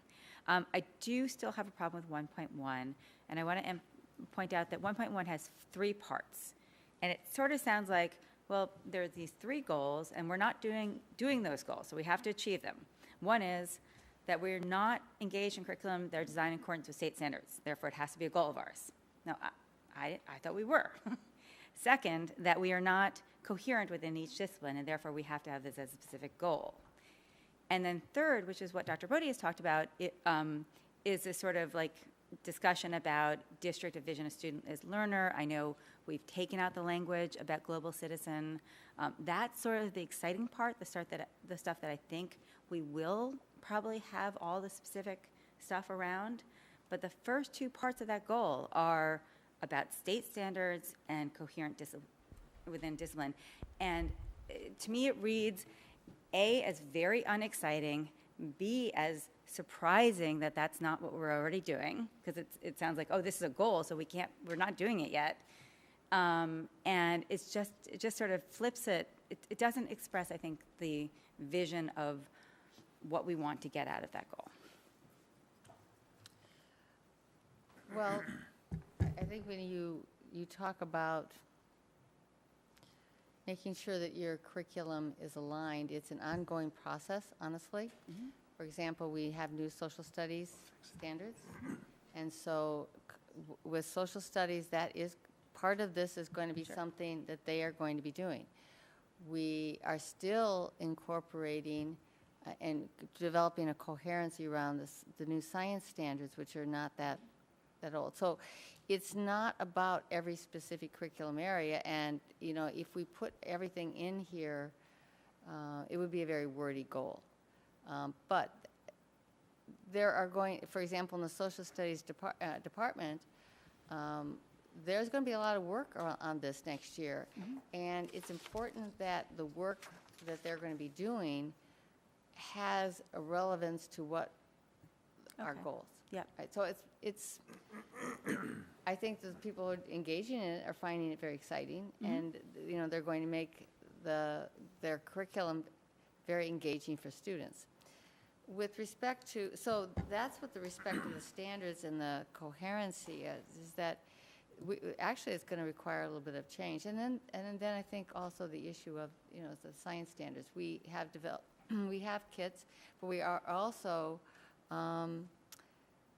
continuing our professional learning for our teachers about the science standards. So these are intrinsic to a school district. And that's the kind of work that we definitely need to do, in addition to our focus and priorities around social emotional learning and cultural competency. I guess to be the very first goal seems very unexciting. Unexciting. Very oh, really? That's all you're doing? Accordance with state standards? All right. We're going to be a visionary, I mean, that's what we have to do. That's certainly a goal. And I get it that you're saying we want to acknowledge the tremendous amount of work that people are putting into on this important goal. I do understand that. There's going to be a lot. But to have it as the very first clause is very unexciting. Okay. Can I just say that also I think that it has to connect to what's actually going on, and that's also a concern of the curriculum leaders and directors. Like, you can write language, but if it doesn't connect and align with the actual things that are happening, you need to get buy-in from the people that are actually doing the work. So if you write a goal and it doesn't connect to their actual work, then that's going to be something that's going to be a little bit misleading. So I think that this is, like, as Dr. Bodie again alluded to, that it's broad enough where it fits in, because you might be working on science and aligning resources with the standards and the curriculum with the standards because something came out from the state that says, oh, we need to make sure that we're keeping up with those standards and that we're, that everything's aligned. And so that's also, once you align them, there has to be coherence and consistency with the instruction. So I think it may not sound exciting, but it actually matches what we're actually doing. Mr. Thurman. So one of the challenges we have is that we're not seeing the activities that the district is going to deploy this year. We're not seeing the evidences you're going to submit. We're not seeing the timeline, and we're not seeing the outcome. So, you know, I think what we're doing tonight is we're approving these, well, if there's a majority, we're approving the goal objectives so that the district leadership can then say to the cabinet, the administrators and the principals, these are the goals, this is what's been approved. Let's enumerate and you know, be very specific and intentional about what the activities, evidences of success, outcomes, and timelines are. And owners, right? Staff owners, you're going to assign people on the staff to own each of these objectives. Yes. Yeah. So I think that's what we're doing tonight. We're approving something that is incomplete, but it gives a framework for the district leadership to do its job. Absolutely. So that's all we can do at this time. And so I think what Jennifer is referring to here, it's going to be fleshed out, and we might be able to word it a little bit better if we knew exactly everything that was going to be in there, but you don't know everything that's going to, all the activities yet, right? We have not had that, Yeah. those discussions Yeah, yet. right. So that's the summer work. That's that the we're summer gonna do. work. So, I mean, I think we've got to work with what we've got. So are you making a motion? Oh, yeah, so I move that we approve the district goals. I second the motion. Thank you, Paul, for helping me along. Do you want to speak to your motion? I anymore? just did. Okay. Mr. Schlickman, did you want to speak since you Yeah, seconded the motion? I concur with Mr. Thielman. You know, the goals are always a work in progress. The action steps are always a work in progress, which leads to school improvement plans are work in progress, which leads to evaluating where we are and reassessing it, which leads to the next set of goals, so it's very cyclical. We just need to adopt this and move forward. And I will add one, if I could, since you said I could. I'm trying to follow the protocol, doing my best. You know, we had our curriculum instruction and assessment subcommittee meeting the other night, and so there was a lot of good back and forth. And one of the things the superintendent's diversity task force members who came to the meeting requested was that our subcommittee meet again in late August or early September to review all the action items and timelines and outcomes before they're presented to the full school committee at the first meeting in September, and we're going to try to make that happen. March, we're going to try to find a date that works. Mr. Carden. So I agree with Dr. Seuss about 1.1, and I think as an easy fix. So I move to amend goal 1.1 to read, students will engage in curricula that are designed in response to the district's vision of a student as a learner and remain in accordance with state standards and coherent within each discipline. That sounds much better. Second? Yep. Can you send, A can you second, send it? that's a motion? Yeah. That's a motion. I'll second. Okay, second. Okay. Does anyone want to speak towards this now? Okay. I'm going to side now because I get a chance to talk about them. I actually had issues with goal 1.2, just in the phrasing. It reads, students will develop their social emotional skills through an awareness of cultural bias and by learning in classrooms where responsible decision-making, empathy, and the importance of positive relationships are the norm. So first I want to make it clear, I don't have a problem with, I think an awareness of cultural bias is really important. I just feel the way that that goal is phrased, and yes, I'm wordsmithing here, but to me, the way it's phrased suggests that an awareness of cultural bias is enough to develop social emotional skills. And I would suggest,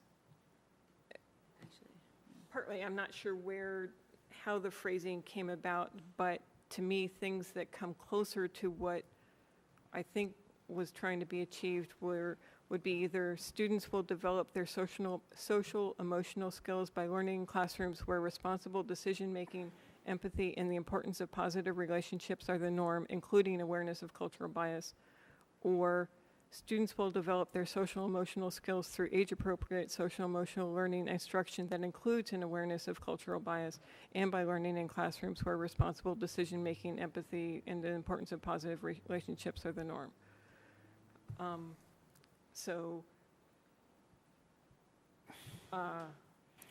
Point of order, Madam Chair. Yes.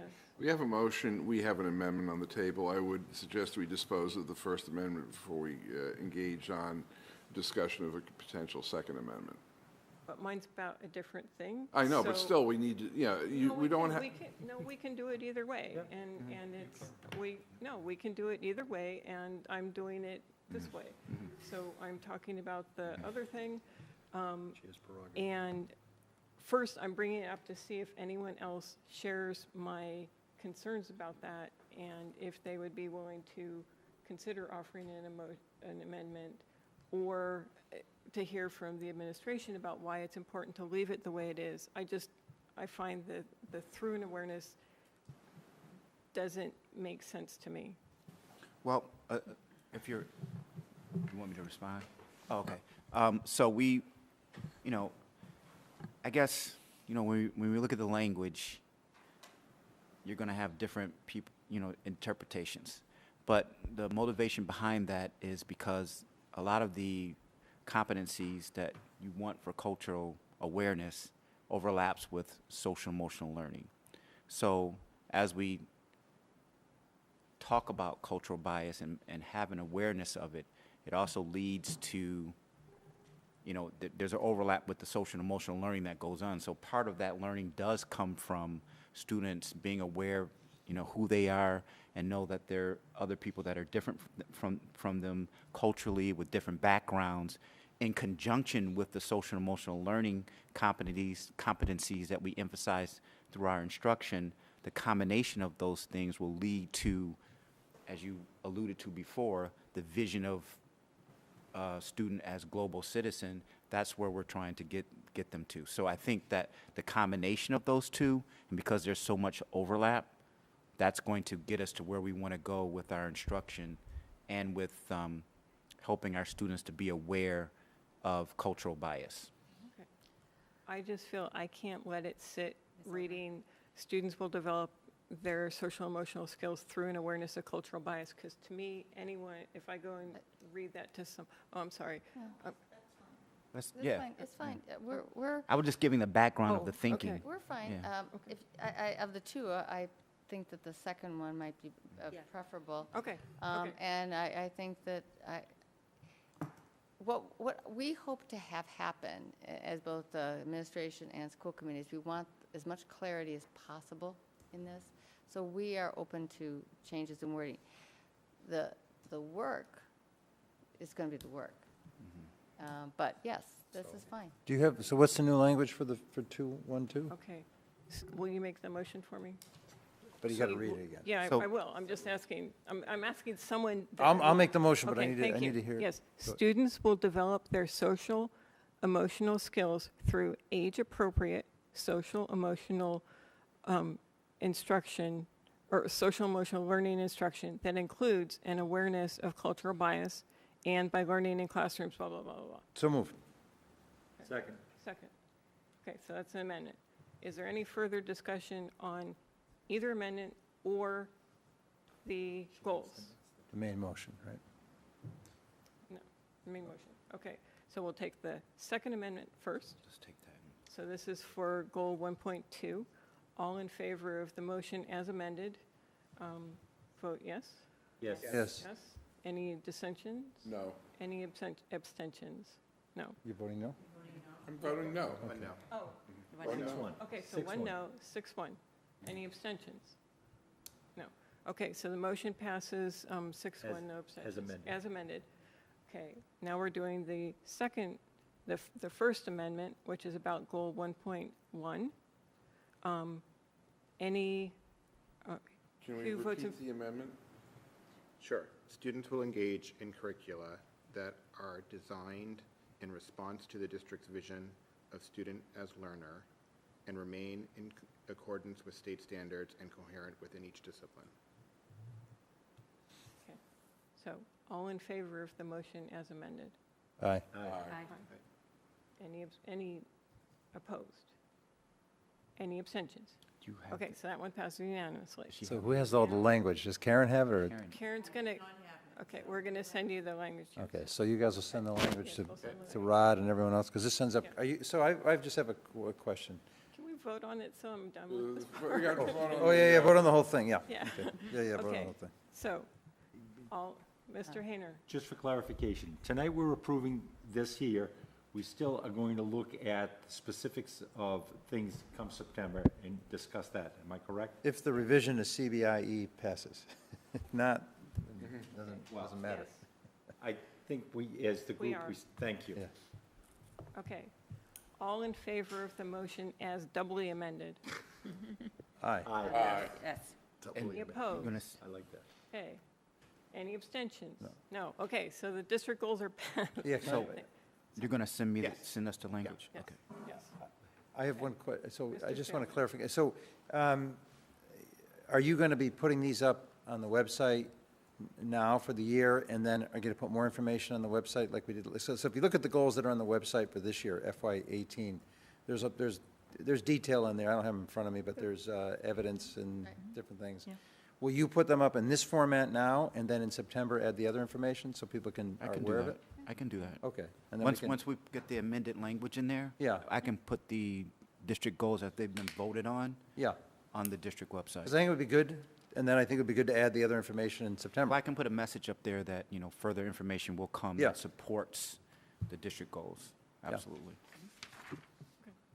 So, all done with district goals? We're done. Thank you. It was a good Dr. McNeil, you experience. may not realize, but this is actually fairly tame some years. I'm serious, this is, It's not important. bad. This is important. It's important. And I appreciate the feedback. I just want you to know that. Yeah. I think it's very good. Okay. Moving on, superintendent's report. Dr. Bodie. All right. Kindergarten. All right, we'll start. Why not? We're Oh, all, no. it's all right. 712. That's, Not quite there, but, but interestingly, I don't even think Mr. Denizio knows this yet, but today, we hit 571, which was the school district's prediction, but this is June. Yeah. well, So, Yep. what happened before was that I tried to use whatever we could in terms of students that lived in buffer zones to try to be able to maintain some equitability in our kindergarten classrooms at that point. But it's very clear now that we have to add additional classrooms. So to review where we had been and where we are, when we began the whole budget process back in January, we knew that we needed to have an additional class at Brackett because of just, we're going to be having 4 classes there probably for quite a while. We then found when we began the process for registration of students that we were going to need another kindergarten, and that was going to be at Pierce. Then very soon after that, with the numbers changing, we identified that we needed to add an additional classroom at Dallin, which will be a K-1. Oh. That'll be K-1. We have a first grade that's, the numbers are a little bit larger than we would like to see. But then, over the next, since the last time we met, we now need to add a kindergarten at Stratton and Bishop.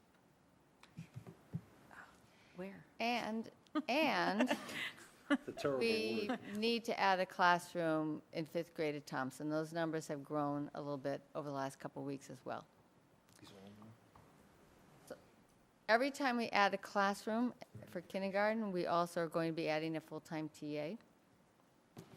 And in a couple of cases, we're going to have to buy furniture. We certainly are going to have to buy tools kits. And so there's going to be a number of things that are going to need to be purchased over the. Yes, the issue around where is it's been a little concerning. For example, at Bishop, the one room that had been available, a wall was put up into it. We have 2 smaller rooms this year. We're going to have to, unless we can rearrange something else, but that's something that Mr. McEnany is working on. I have sent a note to all of the kindergarten teachers that this is what's going to be happening. At Stratton, we have identified the classroom where the kindergarten will be, but there will need to be 4. So we can find the space this year for these kindergarten classes, but if this pattern continues, and these classes are going to become first graders and are going to move through each of the schools, and we have additional large sections in the future years, the space is going to be an issue, for sure. And that's something I think that we need to take a look at. And we probably need to take another look at buffer zones. Okay. But at this point, that was not going to help the situation at all. Initially, I thought it could, but it's just we've had so many more. And I suspect that we're going to probably have more students. We may also have students that leave as well. But as I said to my note to the teachers, you know, you can look at it a couple ways, but one is a very good news, that people want to come here to live in Arlington and to go to school in the Arlington Public Schools. And that is very affirming and good news. Our challenge is to make sure that the same quality education and that we have very welcoming and well-supported spaces and teachers in those classrooms. And that is what we'll be working on. Now, in terms of where we are with respect to the budget, I will turn this over to Mr. Denizio to talk a little bit about that. Bad news.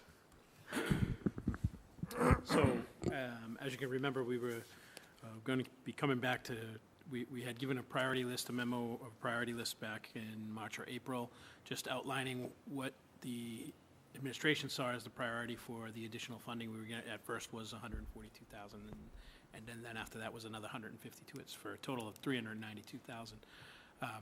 Well, we had in the first priority list of the 242,000, we had 2 additional sections, K-12, on top of the 3 sections at K-5 we had in the original budget, the 4 sections at middle school in the original budget, and the 5.4 FTEs that we had for the high school in the original budget.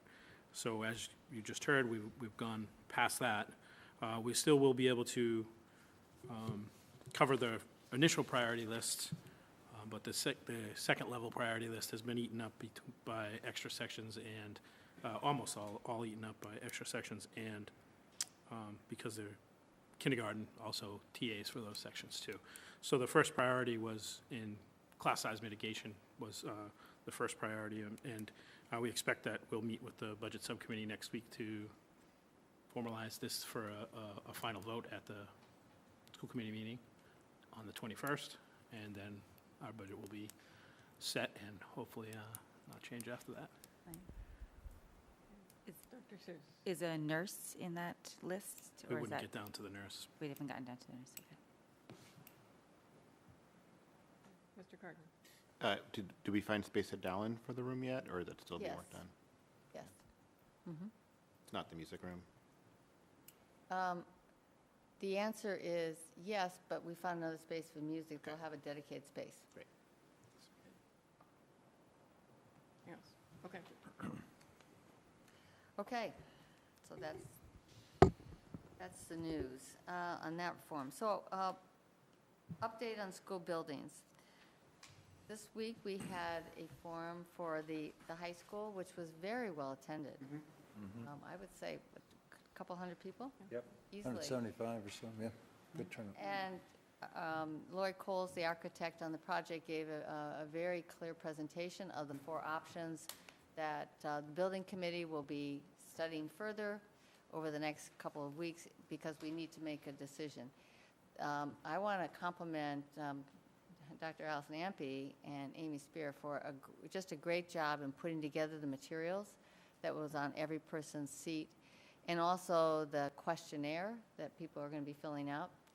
There has been, I think it's gone up today, hasn't it? Yeah. It is now up on the website. So anyone who would like to see the 4 options in more detail, it is on the high school building website. And you also have an opportunity to complete the same survey that parents that have been, or people who have been there at the meeting on Monday could fill out. So I encourage you to do that because the building committee really is interested in the feedback. And you might want to talk a little bit about the questionnaire if you would like to. Yeah. So the questionnaire, it's basically the same set of questions with a few little tweaks for the online survey. We can get a little bit more information more easily.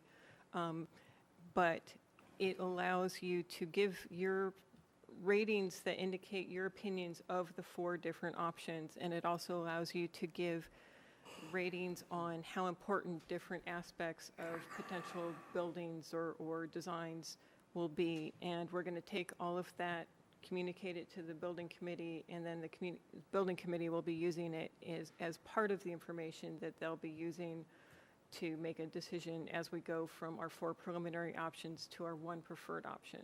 And we'll be making that decision later this month. Because it has to be submitted to the MSBA on July 11th, and we have to do work in between deciding and the submission. So if you want to get it, there's a link off of the building committee website, which is ahsbuilding.org. You can just roll down and find it, and there's a blog that explains an overview of the survey and the information that's there, and it has links to all the handouts and stuff that were provided at the Dr. Bodie also sent a letter out to all the Yes. different schools, and there's a link on that as well. Right, right, and we're going to be rolling it out to social media tomorrow. We like doing it in the morning, and it broke late this afternoon. But we've already gotten 170 people filling it out so far, so it's moving quite well. How long is it open till? It's open until 10 p.m. June 14th. So get in, because that's going to be a hard stop, because we need enough time to do our analysis to present it to the building committee. Next week, yeah. All right. This was the week for forums. We also had last night Gibbs Parent Forum, which also was very well attended. Mr. Carden, you were there. What would you say, 150 people-ish? I think it was significantly lower than the earlier ones. It was about 100 people. Maybe we could have gone back to Stratton. We had microphone issues. But we anticipated that there were people that really wanted to hear where we were in the process. There is a website for Gibbs that is already been formed, and there's a lot of the documentation and information from the different forums that are on there. And so it's a developing website. Ms. DeFrancisco last night went through a number of things, the academics, the social emotional learning, pretty much some of the same topics, but with more information than we've had in the past. And there was a fair amount of time talking about the after-school programs and some time on transportation. So I will say tonight that we have already those people who would feel as they would qualify for busing by statute have already given their applications, and we have about 125 people who live 2 miles or more from Gibbs who have signed up for busing. We are going to be able to have additional seats that people can pay a fee for that will be available, and that letter is probably going to go out to, if not tomorrow, certainly by Monday. And people have an opportunity to sign up for busing. It will be on a first-come, first-served basis, so I probably will send an email out to people to know with the application, the link, so that they know that it's available. I don't want people to say, well, I didn't hear that it's now available, and feel like they missed out. So I think, in general, what I would say is that there's still things that need to be worked out for the start of school. Ms. DeFrancisco talked about what the first day of school will be like, what the first week of school will be like, and that in August there are going to be student tours, and people will be given an opportunity to sign up for those tours, and they will only be for students initially, and then there will be an open house before school opens for parents so they can see it, and then we will have in the fall a ribbon cutting ceremony for everybody in the community who'd like to be there.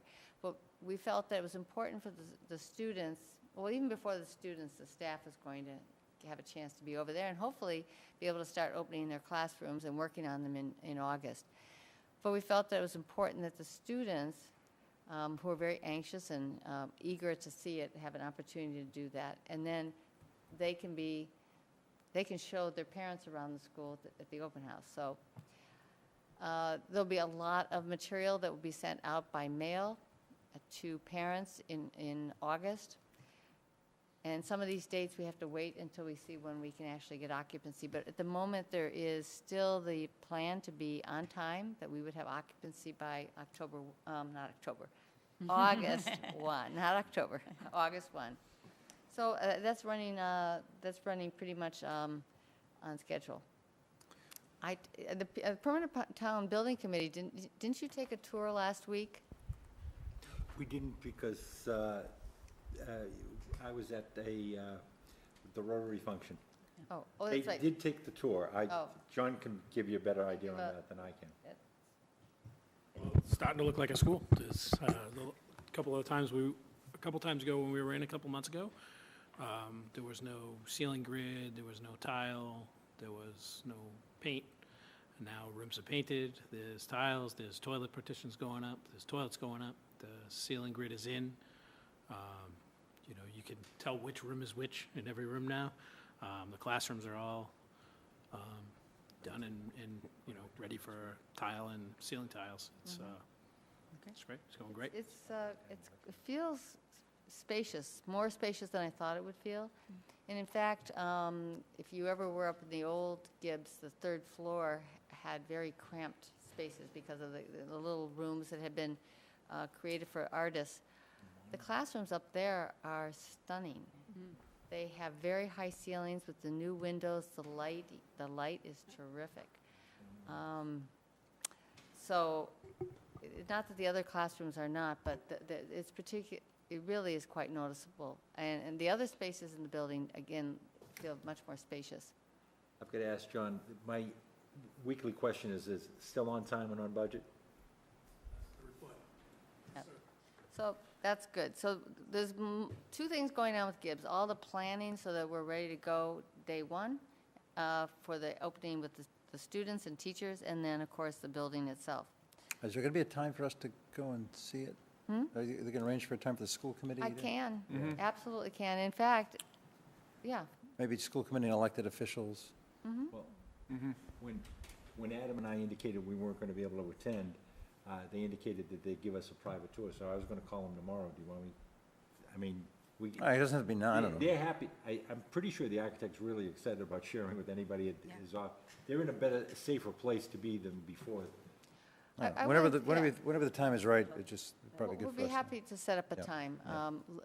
We can talk to our project manager there and get a couple of dates. I don't know, what I think is preferable is, I don't know if you could come as early as, well, we could arrange something late afternoon, because I know some of you probably can't get there before 4:30. So I'll ask him what we can do.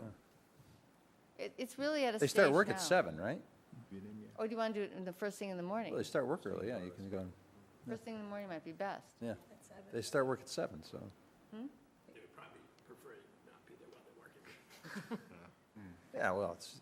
Well, let me get some suggestions for a Gibbs tour. I've been in construction sites, people work. Jeff, we can get a Bring hat up- for you. Just wear a hat. Our hard hats. Wait, yeah, you've got hard hats. Some peeps on them. I think the point that was brought up about the calendar is a good one, that we need to decide what we're calling the school. And I'm wondering what process we're using to decide that? I mean, is it just that the principals decided, or are we, who's going to, Ms. Morgan? What I've heard from Ms. DeFrancisco is that what I understood from the parent advisory meeting was that it would be the Gibbs sixth grade school. That's what it says on Google. The That's Google Google Maps says Gibbs sixth grade school. Mr. Schlickman? Google doesn't name the school, we do. Well, you're right. Yeah. Back in, I don't know, this winter, the Department of Education wanted to know what the name of the school was. And we didn't want to call it Gibbs Middle School. Because not, middle school implies multiple grades. So call it Gibbs sixth grade school. I think for short, that's the official name for DESE because they have to code it. Why don't we just call it the Gibbs School? Yeah, I think we should call it the Gibbs School. We can the other amend it one's with called the DESE. We can amend it, we can amend it. No, but does DESE need that? We can amend it with DESE. That's But easy DESE to do. can You fill a amend it, form, fax it over, and they do that. We can call it the Gibbs School. Motion to do, I'd like to make Can a, we bring it up next time so that people? Yeah, I know think we're there should be talking some about thought to this, shouldn't yeah. be- okay, I think we should call it the Gibbs School, and I will be happy to see that on the agenda next meeting, and which end I will make that motion. Yeah, actually, on the front of the school, remember there was that retaining wall? It is going to say the Gibbs School. Yeah.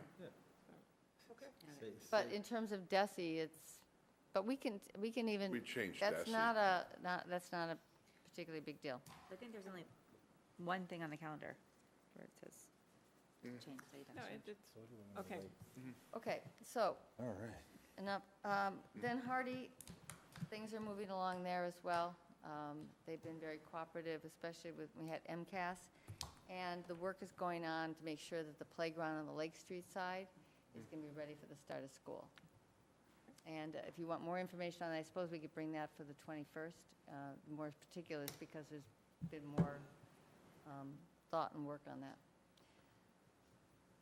And then the last thing is just, Mr. Hayner already brought it up, is that tomorrow night is the biannual Bejazzled, and it is, Bejazzled is just one of the most enjoyable evenings you'll spend. And I also wanted to mention that the Rotary, maybe you should tell them. Thank you. The Rotary this year named Sabatino D'Agostino as our Community Person of the Year. And it was our hope to surprise him with a large contingency of the jazz band. As it turned out, majority of them were seniors, and only 3 showed up, but they were phenomenal. They came in as Mr. D'Agostino was about to receive his award and give his speech. Mr. Greeley said, "You can't do it until you pay for it," and he made him actually go over and play with the students, which he did. And then his son turned around and spontaneously sang his father a song that he reworded. There wasn't a dry eye in the place. And then Mrs. Kapelka suggested to the kids, "Do you have any advertisement for the program tomorrow night?" And they just happened to have a whole bunch of cards, and they passed them out. And I heard at least 15, 20 people, including my wife and I, were all going tomorrow night. So they were fantastic, and he is just something extra. I recommend everybody that can go tomorrow night, go. Thank you. Great. Okay. Moving on, consent agenda. All items listed with an asterisk are considered to be routine and will be enacted with one motion. There will be no separate discussion of these items unless a member of this committee so requests, in which event the item will be considered in its normal sequence. Approval of warrant number 18237, dated May 24th, 2018, in the amount of $604,513.53. Approval of minutes, school committee regular meeting dated May 24th. Approval of trip AHS and Social Studies, AHS History and Social Studies, Germany, Poland, Czech Republic, April 19th, 2019 to April 28th, 2019. So move. Second? Second. Okay, all in favor? Aye. Any opposed? Okay, it's unanimous. And policy, CBI evaluation of the superintendent, second read. Did you want to? Yeah, this is the second reading. I made the changes that Jennifer and Len asked for, the wording changes from last time. So what this does is state that by the first meeting in September each year, the superintendent shall submit a more comprehensive plan for the implementation of the goal objectives. And that would mean the things we talked about earlier, activities, timelines, that sort of thing. And that's it. Mr. Hayner. I apologize, I probably should have brought this up before. Bullets 5, 6, and 7 talk about the district goals that we dealt with tonight. The last bullet talks about the superintendent's goals. Are they different? If they're not different, I would recommend that we drop the last paragraph. Well, If they are different, then why are we including the district? Do you understand my confusion here? yes. Okay. I think I do. I don't want to beat it. So we have this, this model rubric for superintendents that was developed by DESI. Right. And so we follow that, and Okay. that's. No, what- I yeah, understand and that. So, We've had a history of mixing the two sets of goals, and I understand that. The district goals overlapping the superintendent's goals. well. This is not clear. The other, and I have one more thing after, it's slightly separate. I'm not suggesting that we do any major change. I'm just saying that right now, 3 of the bullets talk about district goals. The last bullet implies there are a separate set of goals for the superintendent that has to be, if that's the way we're gonna go, that's fine. I'm just suggesting drop the district goals out of the superintendent's evaluation policy piece. That's all I'm saying. They belong somewhere else for that. Well, so this is all under the heading of evaluation of the superintendent, so. Then maybe we leave them and just make it, as long as we're understood that there are gonna be differences, and the superintendent at our next meeting has to provide us, and probably has to meet with policy or somebody to come up with them, because they're to be mutually agreed upon, that's all. Well, she's going to present them at the meeting next week, Fine. the 21st, yeah. Like that. And so we're not going to have time Then- for our subcommittee to meet Fine. before My that. last question is, we've talked several years in a row of changing this form. Are we gonna stick with the form one more year? The actual evaluation form? That's Paul's committee. Okay. That's policies and procedures. I mean, I don't know if they want to, Paul? What do you want to do? One more year? As much as I'd like to change the form, I haven't seen any inspiration or other districts who are doing anything preferable. We can talk about it Maybe come up and with something explore it, and if we had, yeah, every time we have a tool, the last tool we had before the DESI, we didn't quite like it, and then all of a sudden, we're doing the DESI, and we don't like that. And it's up to us for me, it's all in the narrative rather than in the tool. And I can get my commentary within the narratives in an adequate manner. So to me, it doesn't seem pressing because I haven't seen any other tool that does a better job that we really want to embrace and really like. So I move approval of CBI. Second. Any further discussion?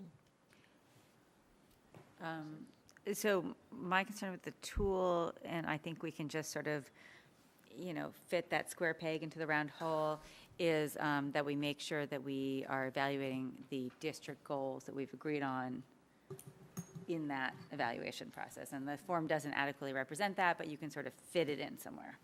Yeah. And we've done that in the past. Okay. Any more discussion? All in favor? Aye. Aye. Any opposed? Any abstentions? One Okay. abstention. One abstention, okay. So, 601.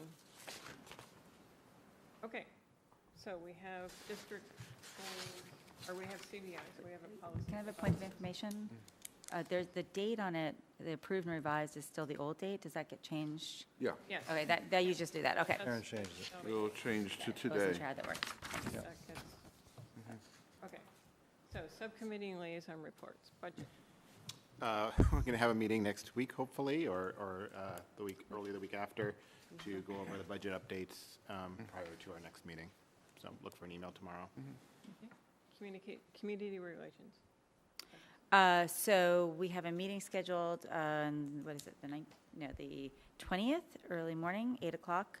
Continue to discuss the after-school programs and sort of what we want to do going forward.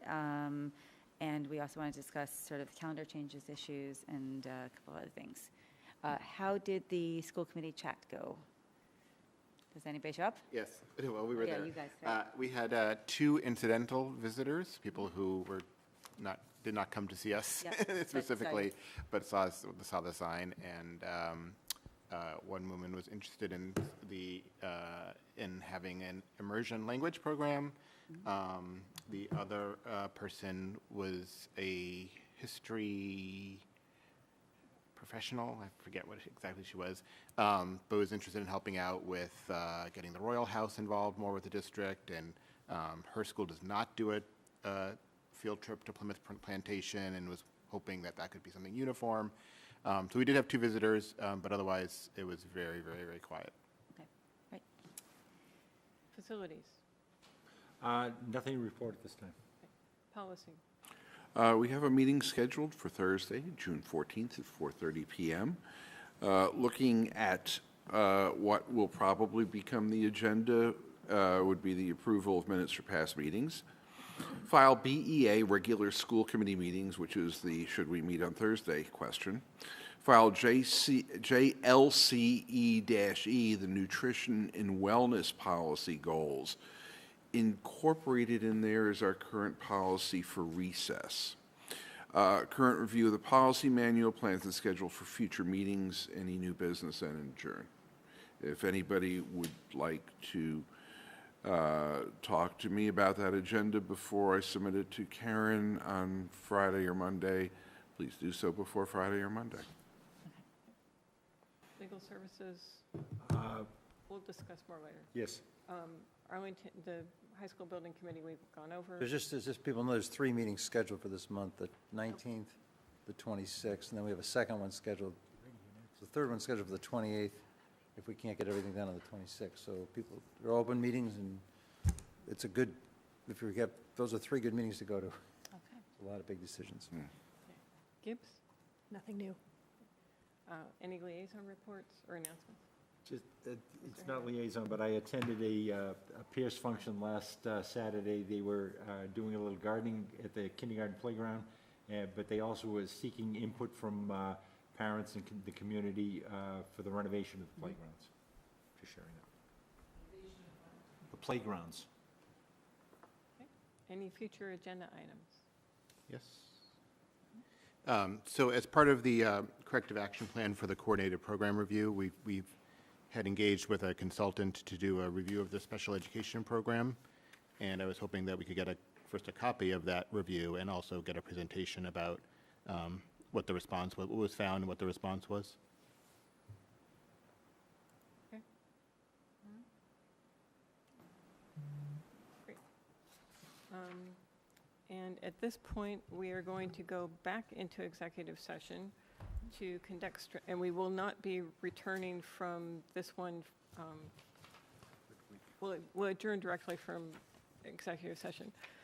We will conduct strategy sessions in preparation for negotiations with union and/or non-union personnel, or contract negotiations with union and/or non-union, in which if held in an open meeting may have a detrimental effect.